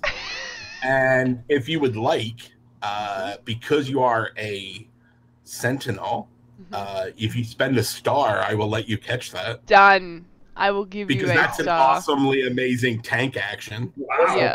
That's an awesome Captain America scene where he catches the spear. Oh, so good. Yeah, so that's what I'm going to do. So as it's coming past, drop the wizard, grab the spear out of the air, and I kind of want to return it back to the skeleton if I can.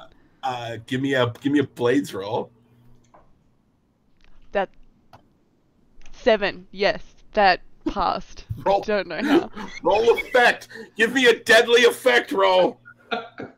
9. Holy. So, you reach out there, you snatch it, you spin around, and just throw it right back, and it jams it right through the eye, and it sticks it up against the wall. It's just nice. It's all in the reflexes. Jack Burton. You know what Jack Burton always says? Bad skeleton. Who's Jack Burton? Me. I'm Jack Burton. Great.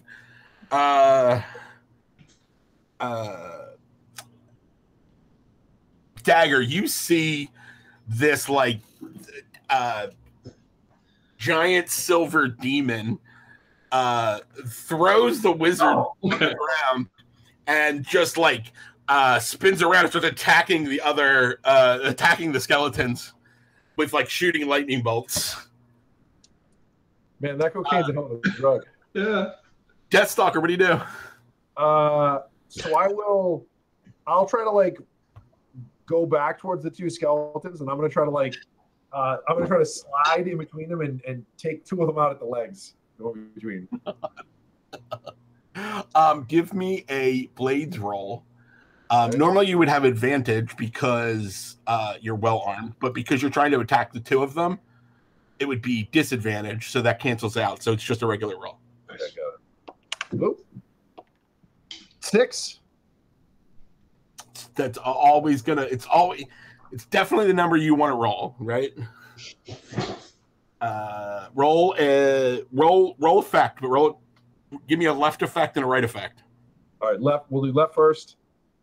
So left is a 4, right is a 6, and another 6, and a 3.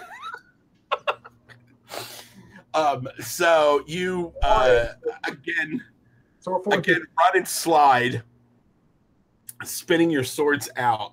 The one on the left-hand side, you manage to like take off one of its arms, but on the right-hand side, you like chop it at the knee. It falls down, right, and your backswing takes its head off. And as it clatters to the ground. Nice. So the closest one to Heart is up, missing an arm, and then the other one, the third one, is out there, which it hurls. The one in the back hurls its spear at Death Stalker. Give me a blades.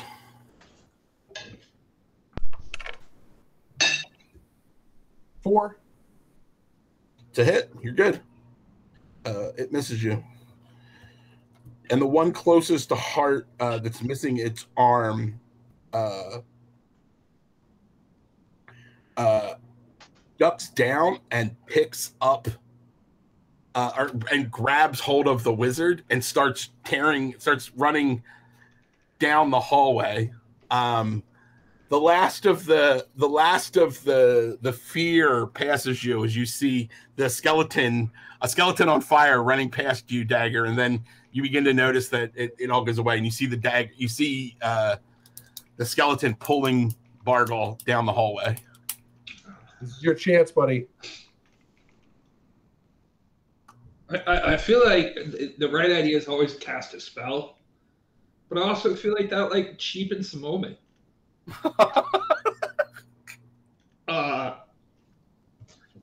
Again, now Dagger will reach in his turban and get his good throwing knife and throw it at the skeleton. Give me a blades roll.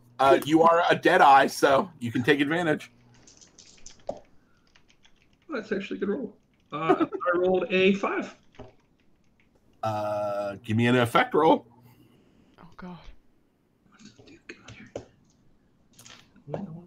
2. Which is all you needed. That was the one that you had already been hurt. You stick it in the back of its skull. It stops for a minute and then falls backwards, dropping Bargle on the ground. Oh, okay. I thought it was like the spear then like Aha! Success!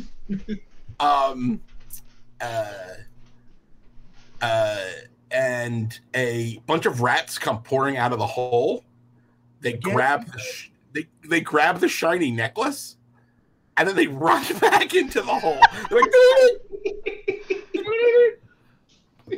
wow, rude. there is one skeleton left in the room. Who's up? Whose turn? It's anyone's turn. Bargle is elsewhere now. I am gonna just go for the skeleton and basically. I love that. You gave me an idea. I want to pick it up, the skeleton, and throw it down the hole. Down the hole? Yep. Yeah, okay. Give me a bones roll. Mm-hmm. With advantage because strong? Because you're strong. Okay. Single success. And then give me a blades roll to throw down the hole. Oh. Also strong? And that one won't. This one won't cost a heart because it's not. Okay. Yeah. So that is double success.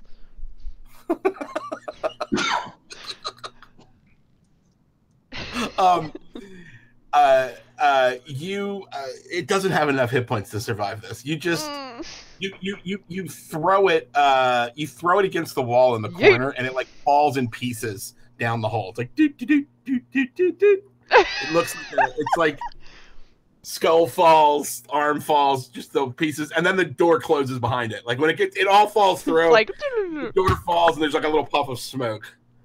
Yeah. Puff of dust.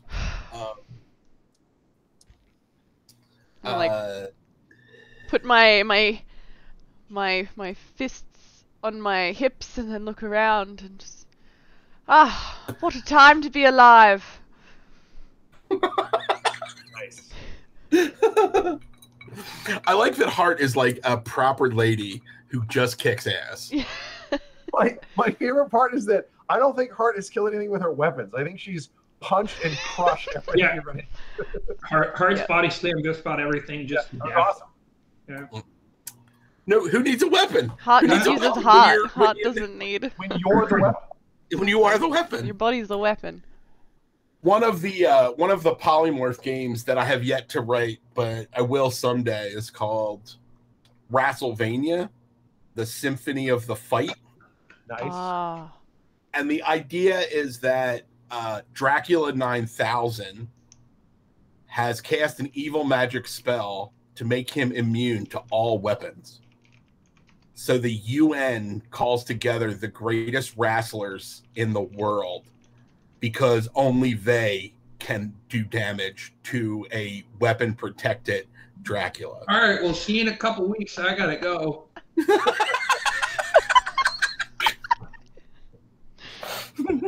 sounds great. I really do like that. Yeah, my other favorite joke about that one is that it's a so the wrestlers, the four core wrestlers are American wrestlers, Japanese wrestlers, Mexican wrestlers, and Greco-Romanian wrestlers from Greco-Romania.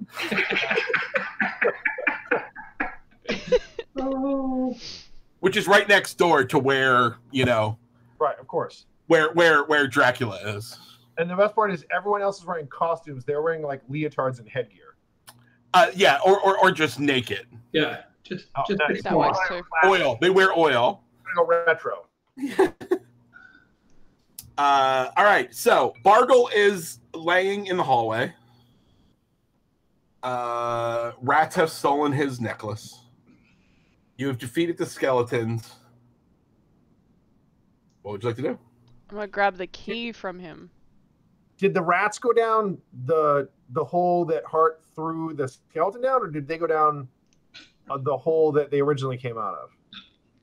The rats ran down. So in the hallway, between the first room and the second room, there was a bunch of rat holes near the spike holes from the trap. Okay. And rats came out of those holes and took the necklace that had the key on it from Bargle and then ran back into their holes. These rats. So I think the only thing that we've seen that's like a staircase is I feel like if we go back into the, not that I want to go in the pit, but like that's the only thing I saw that goes down a level. Well, we still haven't gotten the demon door open yet either, though. So I was thinking that maybe the key would open the demon door. Solid. So I'm gonna grab the key off Burgle's incarcerated body, and then toss him over my shoulder, and then go back and try. No, we don't have the key. He said the rats took the key. Oh, the rats took the key. The rats took the necklace that the key is on. Oh, shit. Oh, okay. Okay, got it. Alright, well, I'm bringing him with us, so I guess we gotta go down the hole. So I'll open the trapdoor again, and I'm gonna like put the torch down in the hole. Like, can I see anything down there? A bunch of wait, which hole? The rat hole? No, I can't go down the rat hole. I'm gonna open up the secret door, the trapdoor. Yeah, you just see that it was just like it looks like it's just filled with bones. Okay. And like spears. It's just like you know, it's a place to hide a bunch of skeletons. Is there, like, looking around, like hanging through the door, is there any other entrance or exit out of that room? No, in fact, underneath it's probably only like, 4 feet by 4 feet. It's just like an obolette that you would fill full of skeletons. Got it. It's where he keeps his skeleton. It's the skeleton barracks. I'm gonna turn. You now believe that you were correct, that the sound wasn't the locking of the door; it was the unlocking. Let me go unlock the skeleton doors to allow the skeletons out. It's just that he didn't successfully push you into the hole full of skeletons. I'm gonna turn to Dagger with Bargle and kind of sit Bargle in a way that he looks like a puppet and be like, "Hello, I'm Bargle. I'm a bad wizard." That's mortifying. Like he's here with us. It's me, the Monopoly guy. The greatest vengeance someone can take, to turn their enemy into a puppet. He'll never know. I do believe that we should dig in the old treasure pile to get a set of manacles at the very least. Done and done. So I spent one of your treasure, and you came prepared with mage manacles. Citizen's arrest. Yeah. We'll have justice for my mother, but it'll be justice. I will like pull out like a rag out of my bag and tie like a gag in his mouth so he can't like whisper wizard spells. Yeah, he's all trussed up and completely. You're very confident that he is not awakening. Yes, hot punched me real good.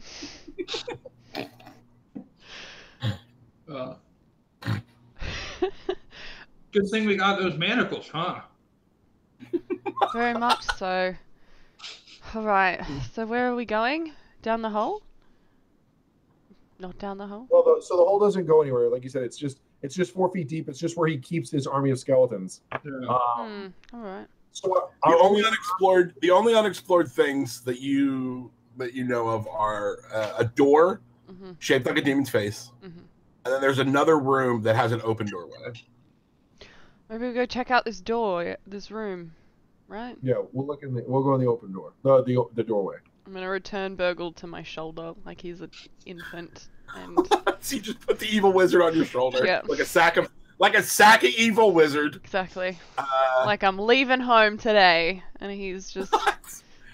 I'm gonna turn Bargle into a bindle, and I'm just gonna hit the open road. Henceforth, I stick a staff in the wizard. Henceforth, he is Bindle the wizard. Bindle the wizard. The door to the room is opened. It appears to be a sleeping chamber, 10 feet wide and 10 feet deep. Along the left wall is a bookcase filled with various magical volumes. There's a sleeping mat on the other side of the room. And there is a form under a heavy brocaded blanket. Looks like someone's sleeping in the bed. Gonna like sneak up beside the bed to see if I can see anyone.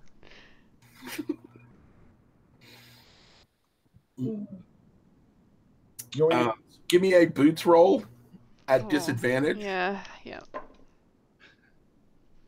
Oh, well, it's a 3 and a 4. You did it. Those are both successes. Did I do it? Oh shit! On a D10, that was a low clutch. That was a low probability roll. Shit. You have successfully sneaked up onto that bed with a wizard over your shoulder like a stack of potatoes, covered in armor. The greatest sneaking of all time.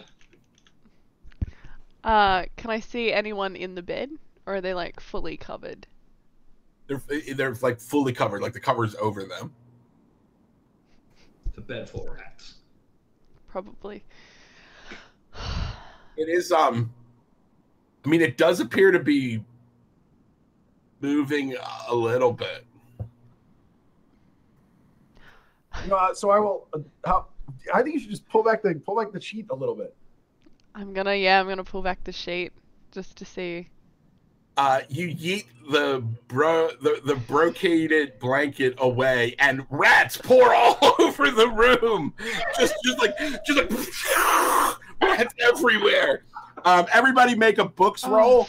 At disadvantage because you know, except for Dagger, who totally called this. Nope. Both are huge fails. Oh, I passed the books roll on a normal die. No, boots roll. Oh, boots? Yeah, failed. Boots. That too. I passed boots. I did not. I got 3 and a 4. And I'm on the bed. Heart goes down. Take 2 points of damage. Yep. Heart is not looking good. You drop Bargle. Mm-hmm. You can lose all your hearts. You can take a condition. It's okay, cool. You know, and then you get them back. So yeah, you're the Sentinel. You can take hearts forever. Yeah, cool.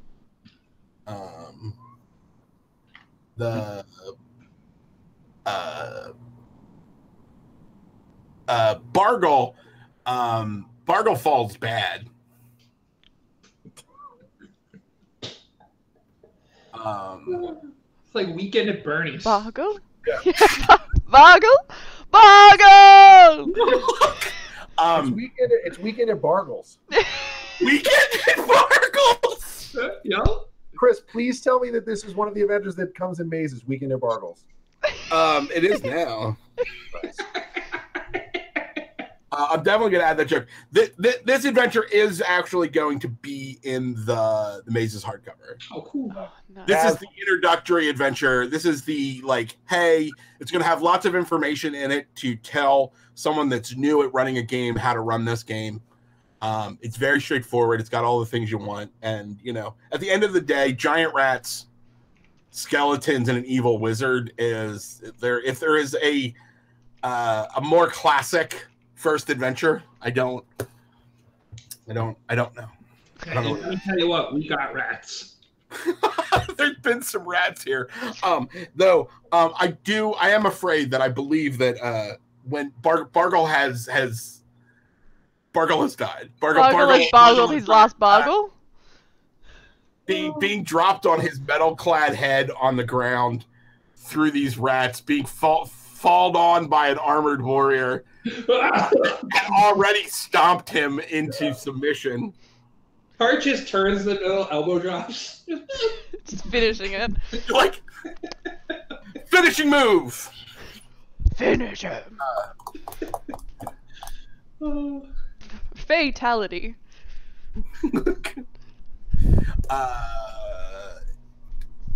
Yeah, the rats scurry and find all their holes and disappear into the holes.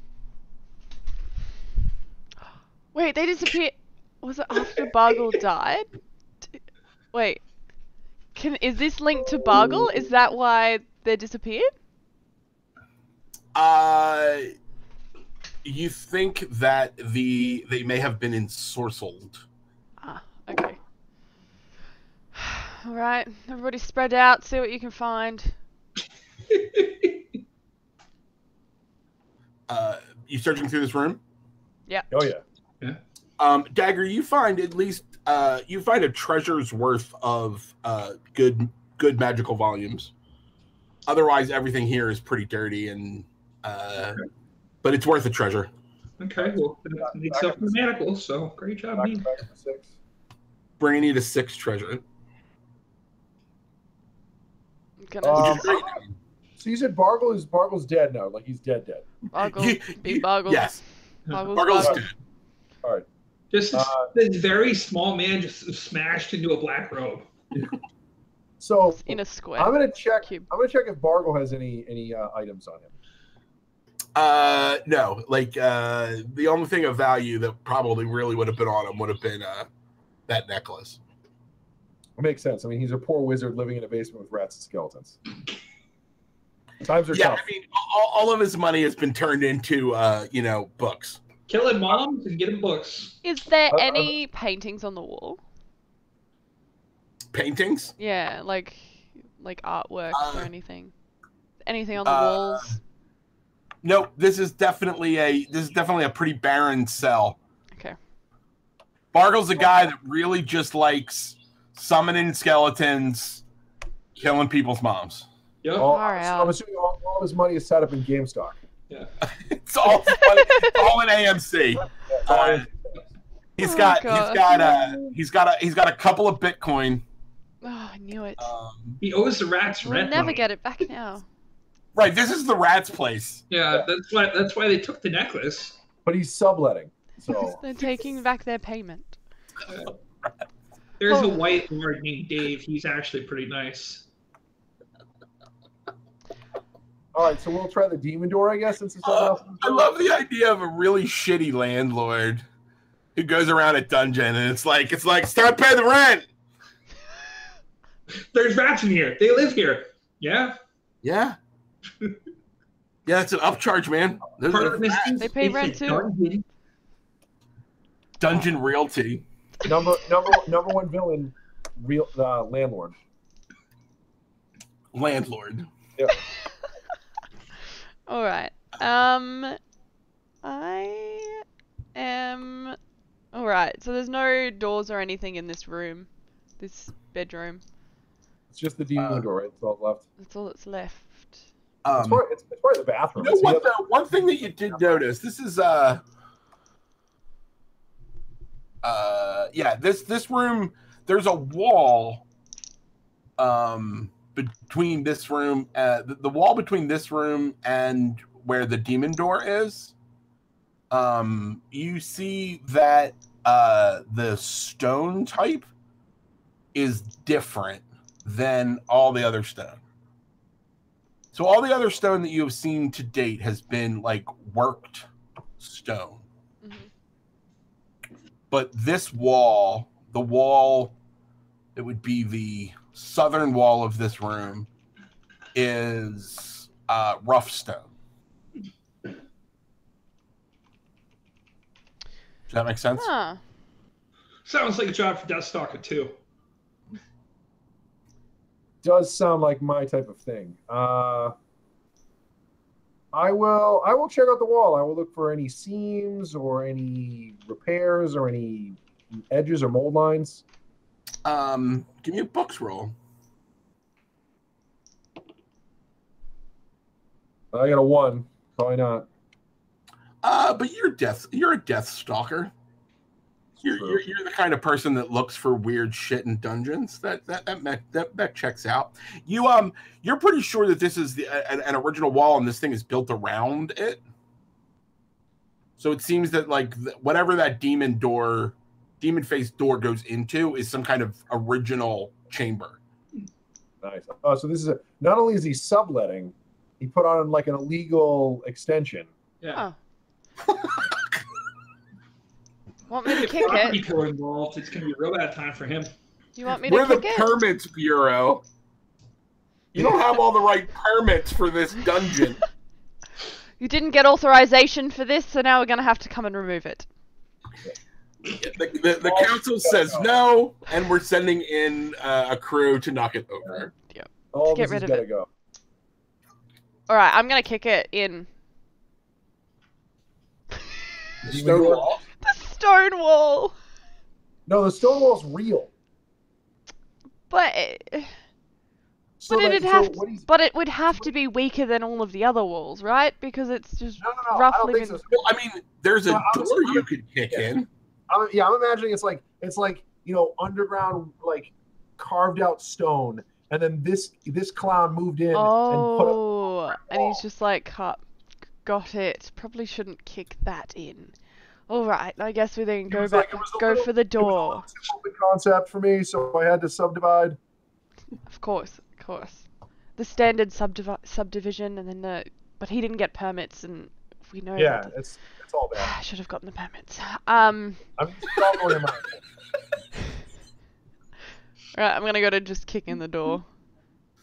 I like the fact that Hart's just done with this at this point. It's like, all right, whatever. Didn't get the permits. Go kick the door in. The green painted door. You go over and you kick it, and when you kick it, it breaks the padlock. The padlock lock breaks. Mm-hmm. It's the traditional thing where you bought a $20 lock and then put it on a $2 hinge, mm-hmm. right? Like the hinge just pops right off. The lock's still locked, but the door opened a charm. It kicks right in, and inside you see a room awash in a harsh yellow glow. It stretches 20 feet deep. On one wall, the wall that matches to the sleeping chamber you were just in, it's a rough stone wall with a shelf built that's been carved out of it, and a body lies wrapped in wet bandages. A thin trickle of ichor drips from the shelf into a basin below. The smell is acrid, and even from this door you can burn your nose. On the opposite wall is an altar to some baleful, monstrous deity. A large, unholy skull sputtering in yellow flames, surrounded by moldering offerings, bowls of blood, jars of teeth, and even more odious things. Okay, so all of this seems not great. Correct. Yeah, it's all bad. Yeah. Do we want to mess with the Bargle, mummy? you were a bad boy. This is the landlord. This is the landlord's lair. Fair. This is like, you go into the Airbnbs and then there's like, the locked off areas. This is that. Yeah, this was it. Dungeon, very nice. Antechamber filled with skeletons. Large laboratory, space for skeletons, sleeping chamber. Master bedroom is not to be entered. Possibility of rats. Wi-Fi password is rats with a Z.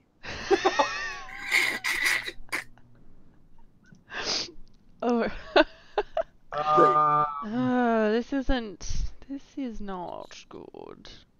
So do we mess with the mummy, or do we mess with the flaming skull? I might check on the mummy to see if they're okay.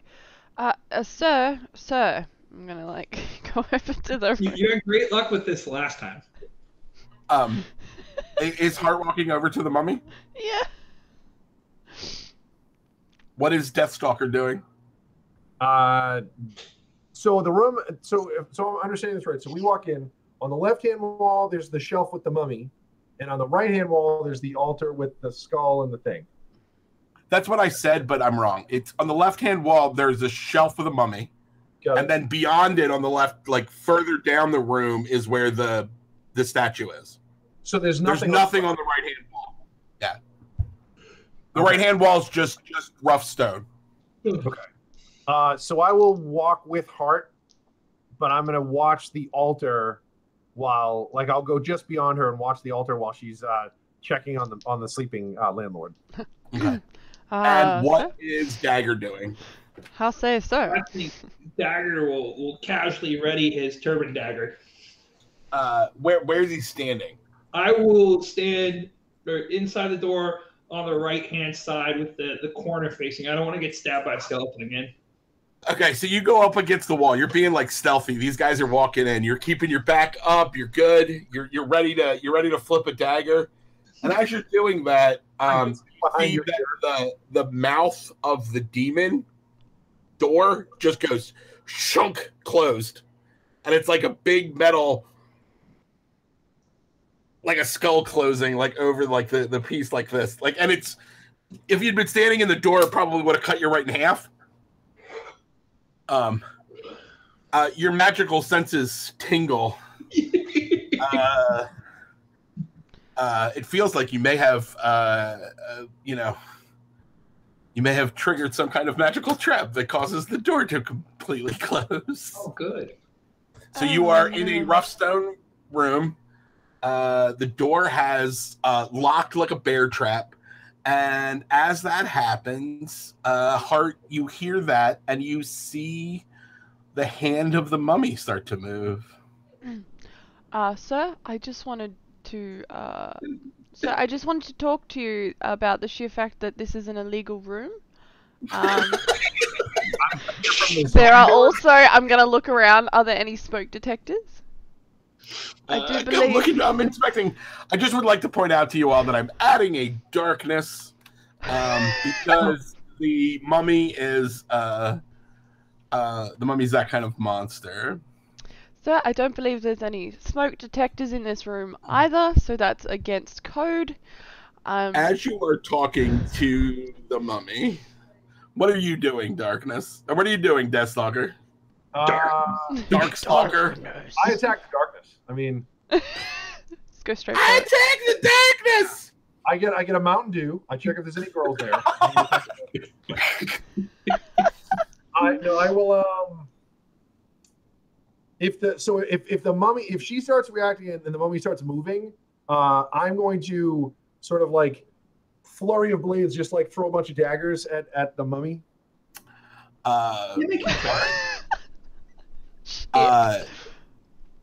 Yeah, so like it looks like it's trying to get off. The first thing that happens is its arm flings out like this, and Icker flies across. Hart, give me a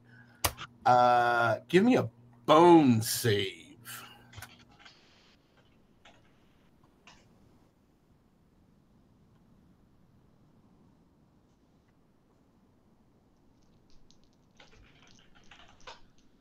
Hart. Me? Yeah, sorry. I was like, wait, was that me? For a minute there, Atlanta, you were so still. I thought you had frozen, so I was like, give it a second.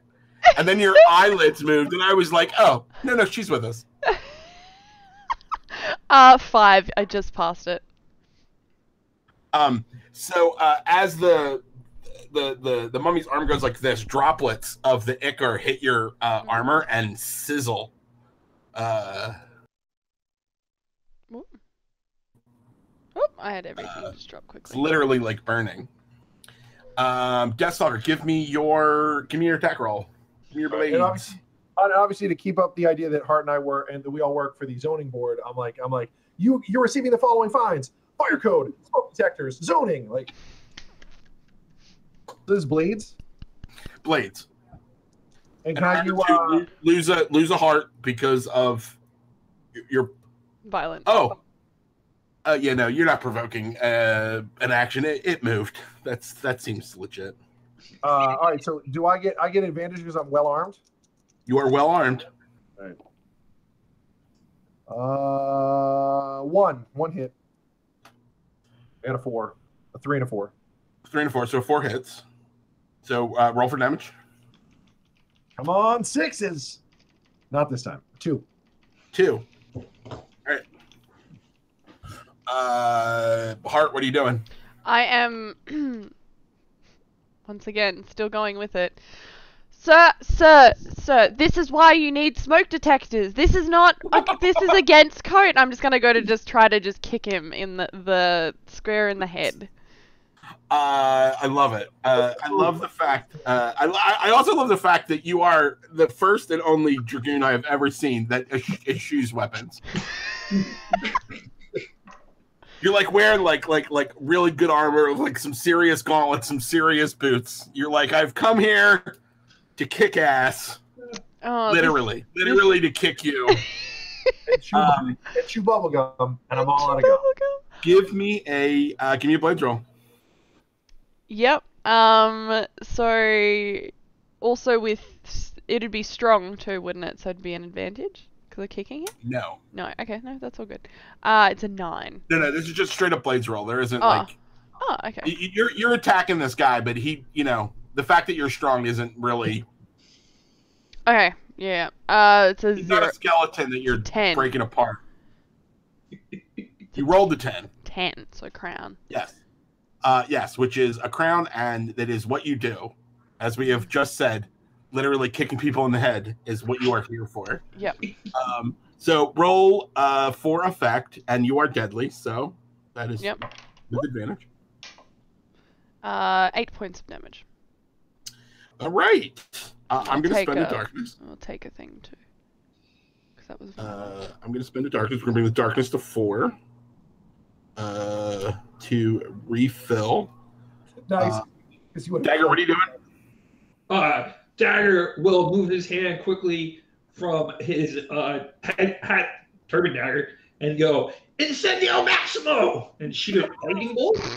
Yeah, absolutely. Yeah. See, I did it. Nice. Are you spending a star, yes, or are you just making an attack roll? I'm spending a star. Yeah. Okay. So you are literally just like completely like laying in with your prepared magics. So give me an effect roll with advantage. Ooh.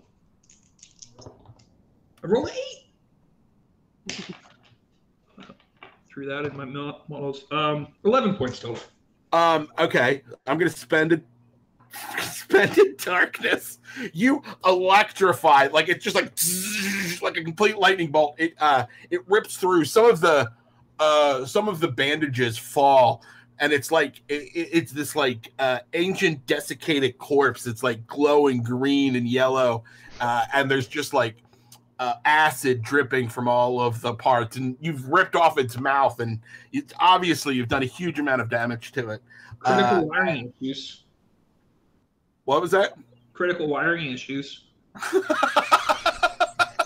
Another fine. Another fine. Write him up. We've got to make sure that we get all of them.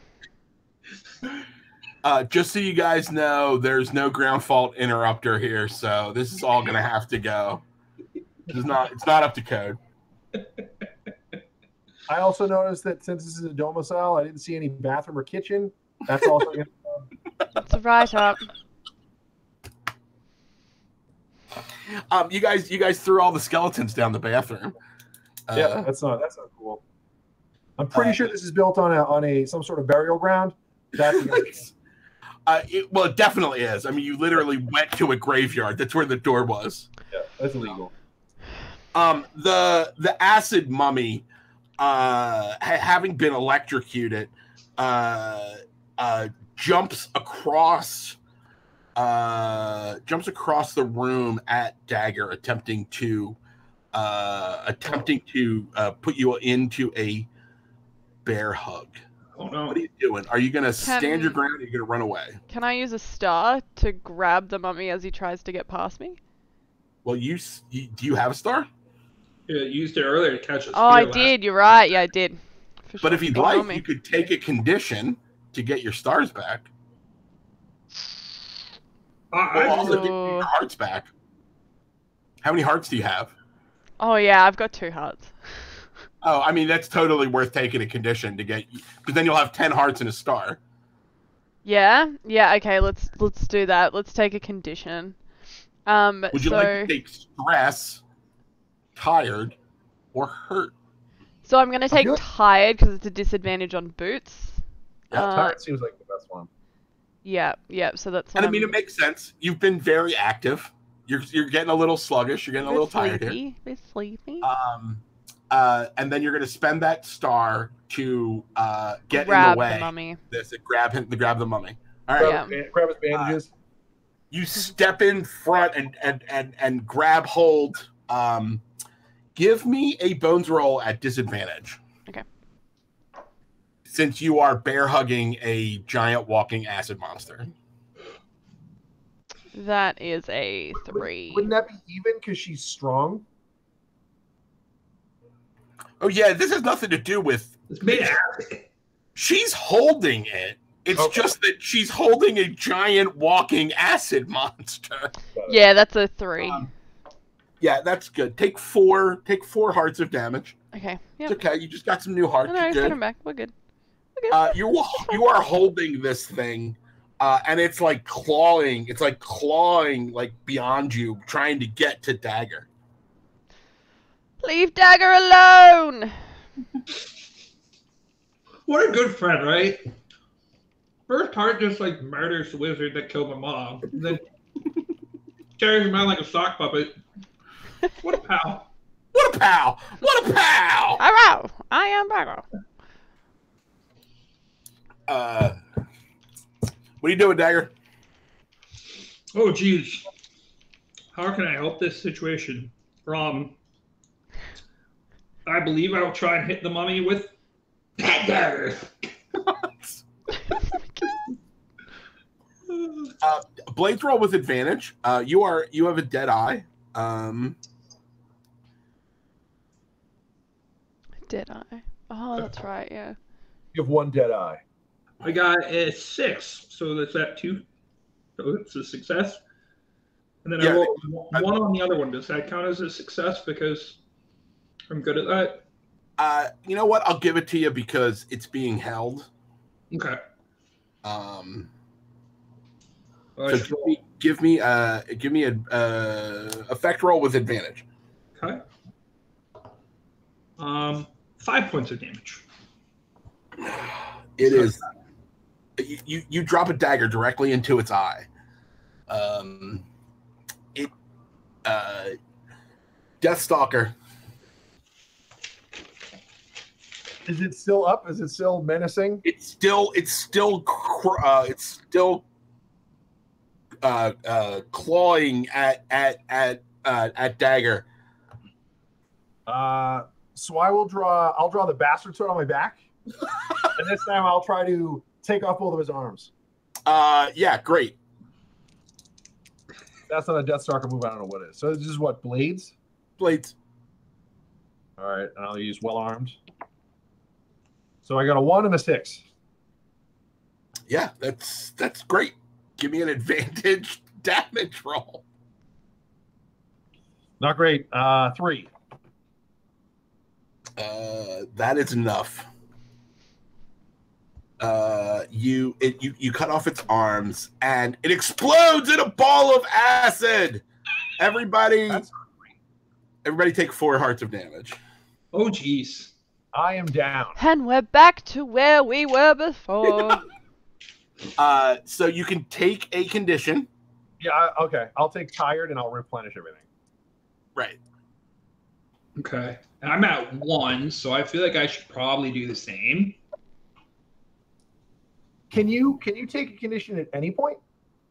Yep, you can take it. You can even take it reflexively. Yeah. All right, so Ben, then just sit on the 1 hit point till you need it. Okay. Yeah, the only reason to really take it beforehand is to get stars back.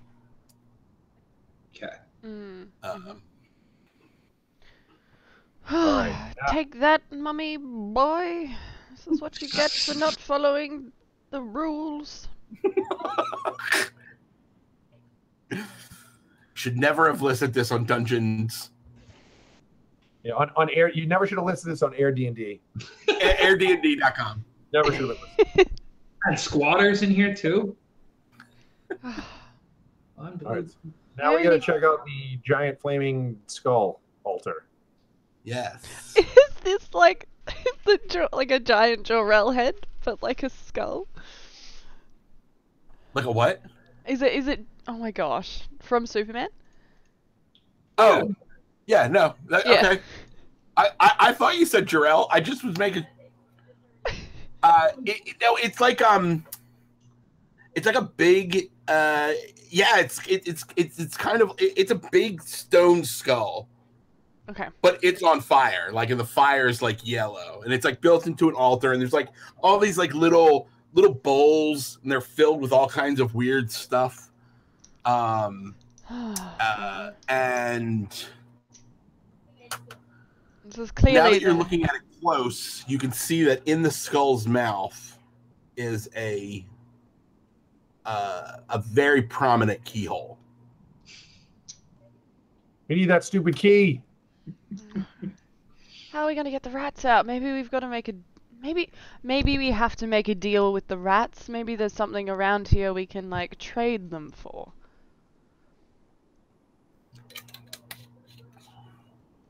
I didn't see any cheese coming in. You don't, you know what you don't see in this room at all is any rat holes. Everything else, everything in the finished areas of this maze has had rat holes everywhere. This is like rat hole-less. Yeah. I'm gonna go back up to the door, back into the hallway where we were before. There was a rat hole in there. I'm gonna like whisper into the rat hole and be like, "Hello." The door is... Yeah, remember the door? Oh, that's right. The door locked. Oh gosh. All right. Can we see through there, or is it like fully shut? The door is like it's like here's the sides of it is like stone. Yeah. And this is like big metal. It almost looks like a giant bear trap. Okay. Yeah. Okay. Cool. Okay. I'm gonna look around for like some sort of like release lever or counterweight that'll maybe open the door back up. Where are you looking? I mean, I'll take my time. I'll go around the whole room. You will Gygax it, as we say in my circles. I Gygax this room. I take a 20. Yeah, I take 20. I take 20. Spend a star. I will spend a star. That's taking 20 in this game, right? Got it. As you slowly are going around the room, you eventually get to a point and you go, oh, it looks like this whole altar moves. I will try. I will get Heart's attention and try to move. All right. Shall we? Do you need help moving? Oh, okay. Give all me right, a let's move it. roll. The advantage because strength. Yes. As has been established, there's one thing we definitely know about Heart, and it is she is very strong. Yeah. Strong. Heart do good. Success. You push the altar, and you hear it like you hear a mechanism, and then you just push by it. The whole altar just like clatters, and there's just like all this gross stuff on it, just like falls to the ground, and it all just. But there is a opening in the door behind it, or in the wall behind it. Oh. There is a large chest in the center of the small room. The chest appears to be made of a hard polished wood and beaten brass. No. The room itself is also this original rock, not man-made. So not man-made. So as in he's also carved this out? Yeah, this looks like it was like a natural, like this room that you're in. This looks like a natural room, and then something was built in front of it. He just keeps going, doesn't he? All right, add this to the list. All right. This looks very strange as to why it's in the middle of the room. The room is small. I will try to like make my way to, I mean, well, you said it's not a big room, so I guess I'll step into the room and try to get the chest. Yeah, you can step right over to the chest. Okay. I'm assuming it's locked. It doesn't appear to have a lock. All right. This seems like a Deathstalker moment where I will sort of like be like, oh, we've done it, and I'll flip the chest open. Oh no! You're like, we've done it, and you it's gonna be a chest. fucking mimic, isn't it? Yeah, here we go. You hear the latch. You hear a latch pop, and the door starts to go. It's like it's slowly opening. But of course, the entire chest just goes, and green gas just starts to fill the room. Ah, Dive out of the room. Death Stalker! Perfect. Try to like grab him and rent him. Give me a boots roll at advantage. You're agile to avoid breathing any of the gas. 2 threes. Oh, you're good to go. You cartwheel out of the room. That was close. Tired though. Oh, I know. I have to. Well, I got 2 threes, so just one of them, I guess. That should be an advantage. I'm tired. Yeah, Oh, it canceled it, so you're good. So you just walk out of the room. You don't cartwheel out of the room. The room is starting to fill with this. The little room is filling with this green gas. Right, but the door in the other room's closed too. Yeah, the door in the other room is starting to open slowly. Oh, I mean, like, go for the door. What is everybody doing? Going for the door. Can we the crazy skull thing, the skull that's on the altar? When we moved the altar, did it like fall onto the ground? All the stuff knocked off, but the thing itself didn't. It does look like it would close over that hole. The skull does. Like the altar piece that it's all attached to. And the skull's attached to that altar? Yeah, it's all like one big thing. Oh, okay. I was gonna be like, grab the skull. is the chest opening? Skull? Just to shoot out gas. All right, Hart, you step out of the room as it like just gets to enough point and you're at the piece. Dagger, where are you? What is your question? The chest, is there like treasure in there as it opens, or? Yeah, so it's open and you can see that there is gleaming and glittering inside. Deathstalker was just like, oh shit! Hey guys, he like turned around. Hey guys, look at this. Shh. So you're looking right at it. You can see that there's treasure inside. Like, I feel like there's stuff we're supposed to do just because we're horrible dungeon people, but I also feel like we should be a team. But I think that we're great with our jobs that we do. We've found this. I'm gonna try to grab the skull. Was it? No, I guess I thought the skull was like on top of the altar. Oh no, it's huge. Yeah. Okay. Do we? I'm fast. I am going to try and run in and grab the treasure. I'm gonna just grab as much of the treasure as I can and run out with it. Give me a boots roll. It would be disadvantaged, but you're advantaged, so just give me a straight up boots roll. Hey, I rolled an 8.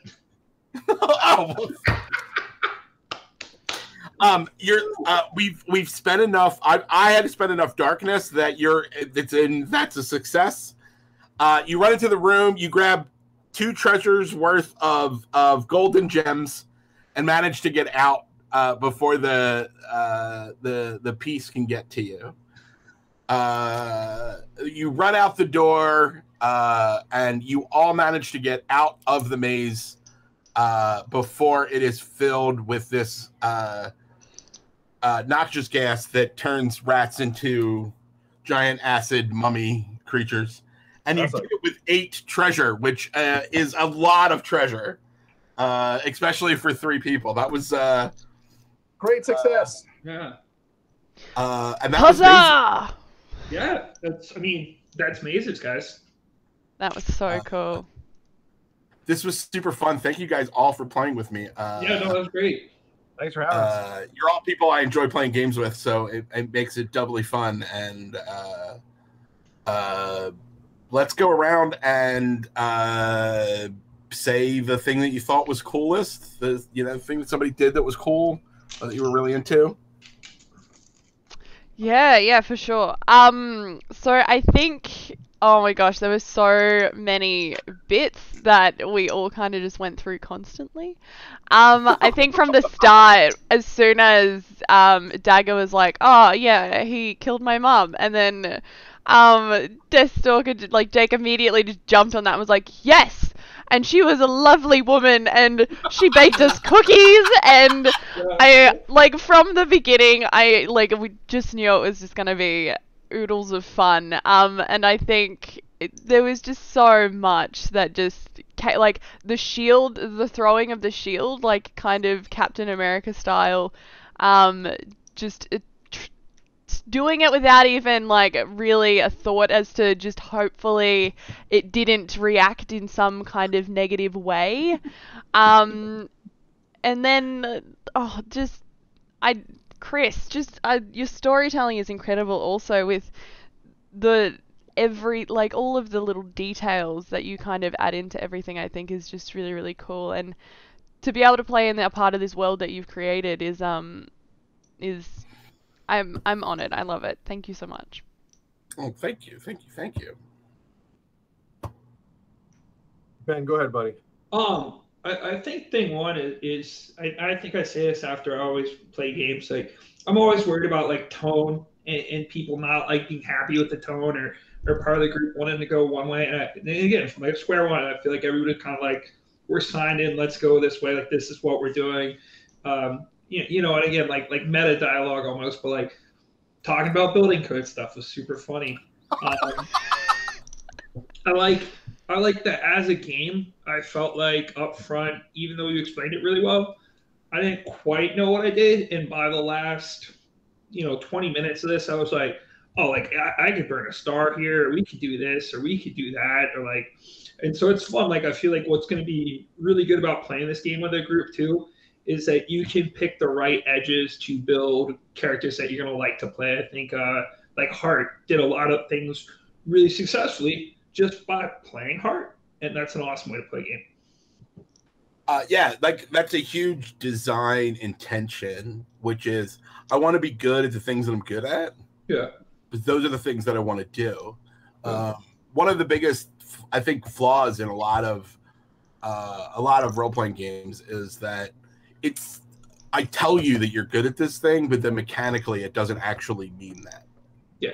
Like if you want to be Elven Wizard, and I'm expert of ancient Elven magic, it's like cool. So I just write ancient Elvish magic on my sheet, and I'd be like, and if you're doing things right, like it's like that should work almost all the time. Yep. Like and it should only be interesting.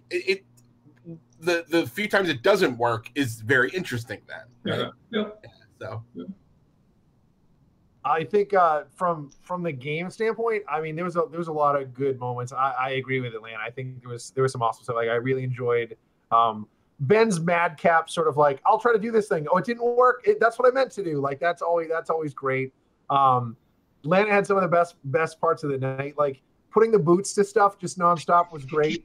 I loved the return to sender move where she like catches the spear and then like kills the skeleton with his own spear. That was dope.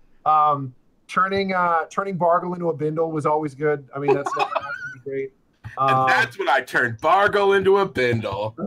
Transform and sleep away. Like there was so many good stuff, and I agree. Like you're as a GM, like you did. As a C, was it C? As an MC. As an MC. The maze controller. Yeah, I mean, you did a great job. I agree with you. Playing with people that you know you're gonna get along with, like right away, or that you kind of mesh with, is always fun. But having like a good storyteller who's making things, fun and realistic and immersive, like that's always great. From a strictly game design standpoint, there's a ton of stuff about this system that I have immediately fallen in love with. I play a lot of superhero games, and over the years we've tried 7 systems. It's like, oh, well, we'll shoehorn this into a D20 system. That doesn't really work. We're going to use the narrative RPG dice system that Fantasy Flight has. That's okay, but there's a lot going on. There's a super simple one from Sweden that we tried. That one's a mess. This is super fun because you could be like, okay, I'm going to make the Hulk. So my 3 edges would be like, I do a thunderclap, I do the pound the ground thing, and I can like, I can jump like miles in the air. Like there's so many ways that you could use this system to do really anything you can think of. And I agree with Ben. By the time we got into it, I was like, oh, well, you can do a star here, or if I do this thing and I get an advantage for this one thing. So it definitely leans into what you want to do and lets you not really worry about the stuff that you don't really want to do. Like you can still do it, but like it's not important to you. So yeah, I think it's great. And thank you so much for having us. I really appreciate it. Oh no, thank you all for playing. I mean, for me, I super always appreciate when anyone will pick up the sticks. Like, you know, we put a bunch of hooks out, and then it's like, oh, let me pick these hooks up and do something interesting with it. It's great. Like the bed was supposed to have a skeleton in it, but it's much better that it's just covered in rats. That's so much more fun. I assumed I was going to be rescuing your princess since I'm Deathstalker, so. Yeah, I mean, which has never happened. Deathstalker's never met a princess. I did find some parchment, and it said your princess is in another castle. So... Checks out.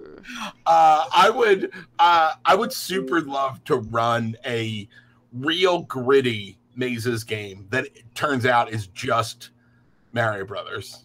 Oh, 100%. Oh, all I think of is the live action, and I cringe so hard. Oh, it's a bunch of brick buildings, and there's these monsters that are just heads with feet, and then there's some mushrooms that you eat, and you can shoot fire and stuff. It'd be great. We have a princess, a mushroom man, and 2 Italian plumbers. Well, that's neat. Mario, and Luigi Mario. That is legitimately their names. Yeah. Their last name's Mario. Again, thank you all for playing. I think that this game was super fun, and I think that a lot of people are going to watch this video because I think this is a really great introduction. You guys really played all the things. You asked the right questions, and you did all those things unprompted, and I really appreciate it. And this was super fun. And I hope other people get a chance to do horrible things to Bargle in the future. Speaking of Bargle, send us your terrible thing that's happened to Bargle. Please hashtag weekend at Bargles. To tweet at us. Get it trending. Tell us what you did to the wizard.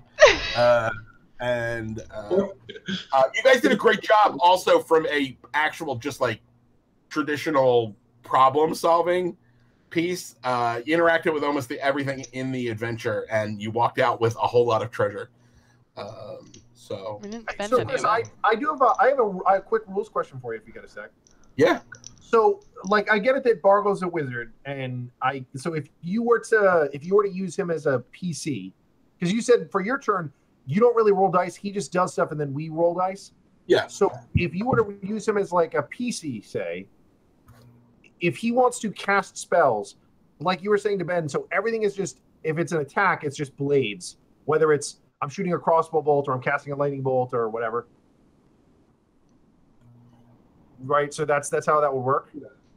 Yeah, you just say what the thing is, and then the thing is, like, I spent a darkness to like one of the things in our module creation is we'll put a list of like ideas for things you could spend darkness on that isn't just refreshing the monster. So in this one of the things for spending darkness is to summon a bunch of rats to attack. And another one of them was to summon a skeleton. So like Bargle's whole point is that he has these things, but Bargle himself has an edge called night magic, which as a player would be like magic spells, night magic, or magic item, night magic. And one of the things you can do with night magic is invisibility. So he was making himself invisible. Another thing you can do, it's actually kind of funny. I don't normally do this because it's part of what I don't normally look things up in a book when I'm playing. But at one point I was like, what else could I do with night magic?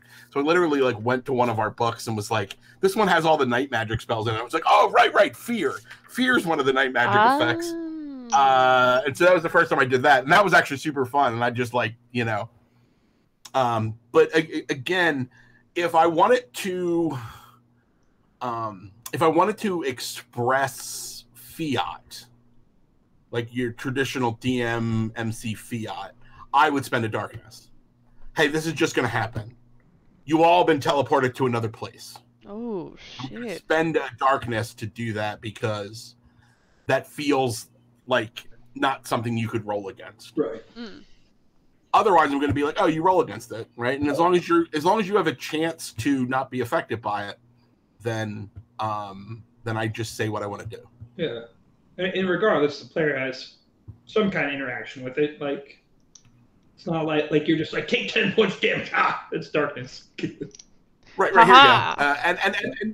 And creatures are created, and they are hazards, all hazards, because even like the door trap was a hazard. The 2 door traps were hazards, actually. No one got cut in half by the demon door. But like literally, like the idea there is you have a heart value, right? How many hit points does it have? It has a darkness value, and that's basically its danger level, right? And it's going to say so it does 3 damage or it does 4 damage. It does 1 damage, and then it can have edges, and it's about how much some of those edges can do different things, and those edges are more defined. When more rules are necessary. But like a very basic, like if I was just like, hey, there's a mook that's coming over there to hit you, right? He's going to cast punch. Yeah. He has 1 heart. He has 1 danger. You know, he could punch you forever if you don't do anything.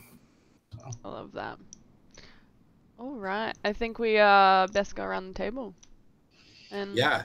Let everyone reintroduce themselves and let people know where they can find you, be it on the internet or IRL, all of that fun stuff. And we'll start with Ben. Ben, again, one of the owners of Alpha Mega Hobby, the other one. AlphaMegaHobby.com, Alpha Mega Hobby on Facebook, Alpha Mega Hobby community. Probably chances are pretty good we'll be getting some copies of Mazes. So, yeah, if you check this out and you love it, we can help you out with that. Ooh, I love and that. You could also go to Alpha Omega Hobby in Quincy, Massachusetts. Yeah, that's where it is. That is true. It is a real place. Yeah, we are a physical brick and mortar. But we also exist online. Yeah. Especially for those people that are unable to be in Massachusetts at the moment. That's true. Which I assume more people than not. I would also assume more people than not. I just, want to give you that. Yeah. In case there's somebody sitting in Quincy, like, oh, they're in Quincy? I didn't know they were in Quincy. Well, I could go there. Right on the red line. And Jake? So yeah, same. Ben and I are usually at the store. We're open 7 days a week, so odds are you're going to run into one of us, if not both. But yeah, you can find us online where you can talk to either one of us on Facebook. I'm on all of the social media platforms at Sanguinary Oz, so you should be able to find us somewhere. But yeah, you can always call the shop if you just want to say hi. You can do that too. You can have just people just calling you now. Just call, hey, I saw you guys on hey. Big fan of your work against Bargle. Sounds good, thanks. Yeah, I would have written him up for those things too. I am Lanta, also known as Lanta Fanta on the internet. You guys can find me everywhere. I am the head media producer here at Level Up TTV. I bring you crazy, amazing things like this. And we'll send it over to Chris to finish it up and knock us out. So everybody, I am Chris O'Neill. This is my game. Thank you for playing it. If you are interested, and it is before June the 31st of 2021, you can back it on Kickstarter. After that, you can find it at Better Games and Hobby Shops everywhere. You'll be able to pre-order it through us at ninthlevelgames.com. That is 9THLEVEL games.com. You can find Ninth Level on all of the socials at 9THLEVEL, with or without the word games. Doesn't matter. If you search Ninth Level Games, you'll find us. Including TikTok, where you can see the adventures of my good friend Yeet, who I love Yeet. Yeet's hanging out there in the background. You can see over there in the corner, just hanging out. Especially on the TikToks. And you can find me directly on Twitter at All Hail King Tor. All Hail King Tog. You can find us there, and we'll also be at we'll be at Origins and PAX Unplugged and other places, and hopefully we'll see you soon. Yeah. Oh, and you can see us most times here Level Up TTV, Sarah's Table, 4:30 every Sunday. Every Sunday. At least one of my team is usually on the stream. Yeah. Every week. Yeah. And if you guys want to come by and say hi, I will also be at Gen Con and PAX West this year, and hopefully PAX Unplugged. Not sure yet about PAX Unplugged, but PAX West and Gen Con. So if anyone is in that area, do come say hi. And I would also love to, see Ben and Jake and Chris IRL would be amazing too. So let's work on that. We'll work on it. Yeah, we'll get there. But yeah, apart from that, this was Story Master Madness. I hope you all had fun today. And we will see you all next time. Bye, guys.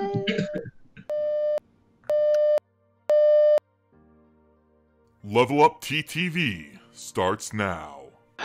So what's going on? Like, we look it up. There's this little dong, and there's a dong, and there's another dong, and there's people outside. And do you know they're wearing white and red, and they're walking around like all ceremoniously. Is the circus in town? I don't know where you're from, but we don't call them dongs here. We call them bells. That has a very different connotation in this town. So I would suggest I'm not down calling under. Down under, that. dongs are amazing. They're round, and they can be golden, and if you hit them, they really react. So a good number of our participants are youth who might be struggling with some degree of social setback that has something to do with, oftentimes, there's no diagnosis required, but we have a lot of our constituents come to us with challenges related to autism, ADHD, anxiety, or depression, and then coming through and playing a safe and supportive game in a fun environment then helps them come out of their shell and sometimes make friends for the very first time. That's our like historical youth demographic. We have also expanded now to serve adults, which is really exciting. We've also planned to be expanding soon to serve a veteran population, to work with hospitals. So we have a lot of great vision. We're looking to expand our direct services. Little Johnny Dangerously to me, and I'm really excited about it. I love a hardened criminal with a soft spot for elderly relatives so much. Yeah, it's so good. It was just in the realm of Johnny Dangerously. I was just about to say, like, you do know you have 2 first names, right? Beckett and Lucita, is this like a Sunny and Cher thing? Do they have other names? Or? Yeah, it's kind of, it's Cuthbert Beckett and Lucita de Aragon. I'd just be Beckett too. Who named their kid Cuthbert? Yeah, that's a horrible name. That's a weird name. Don't tell him I said that. He sounds like he kills people. He does kill people. Wild magic surges. As the energy goes into you, it begins to take life, a actual organic life of thorns. Large, thorny vines begin to sprout inside your body, busting through your flesh, through your eyes, your mouth, your ears. They begin to encompass you in a sarcophagus of green and red from your blood. Black and silver roses beginning to bloom around you. You're unaware of any of this as you simply drift off to sleep. So it manifests as if they are kind of small tendrils. In the past, I've been able to use it to manipulate multiple gears and mechanisms at the same time to get things done. So it's kind of like tiny little fingers or tiny little like tentacles. Cool. Off of just all of your body or anywhere in specific? I haven't tried everywhere. Well, no, this is not that type of game. But that is 14 points of squirrel damage. Oh, I've never taken squirrel damage before. Break out the bottle of rat poison. They're just fuzzy tree rats. Kill one. So anything Kobolds not really known for their incredible intelligence. No, not so much.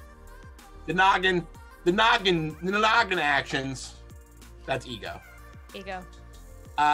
Reflexes is about being fast. Dexterous, if you will. Dexterity. Agile. Agile. So fast. I like the pot holder on your head. It's a hat. It is a hat. It's lovely. Thank you. And it matches your tie. Yeah, I lose my tie. Uh-oh. Where did it go? I don't think it exists anymore. My object permanence not so good.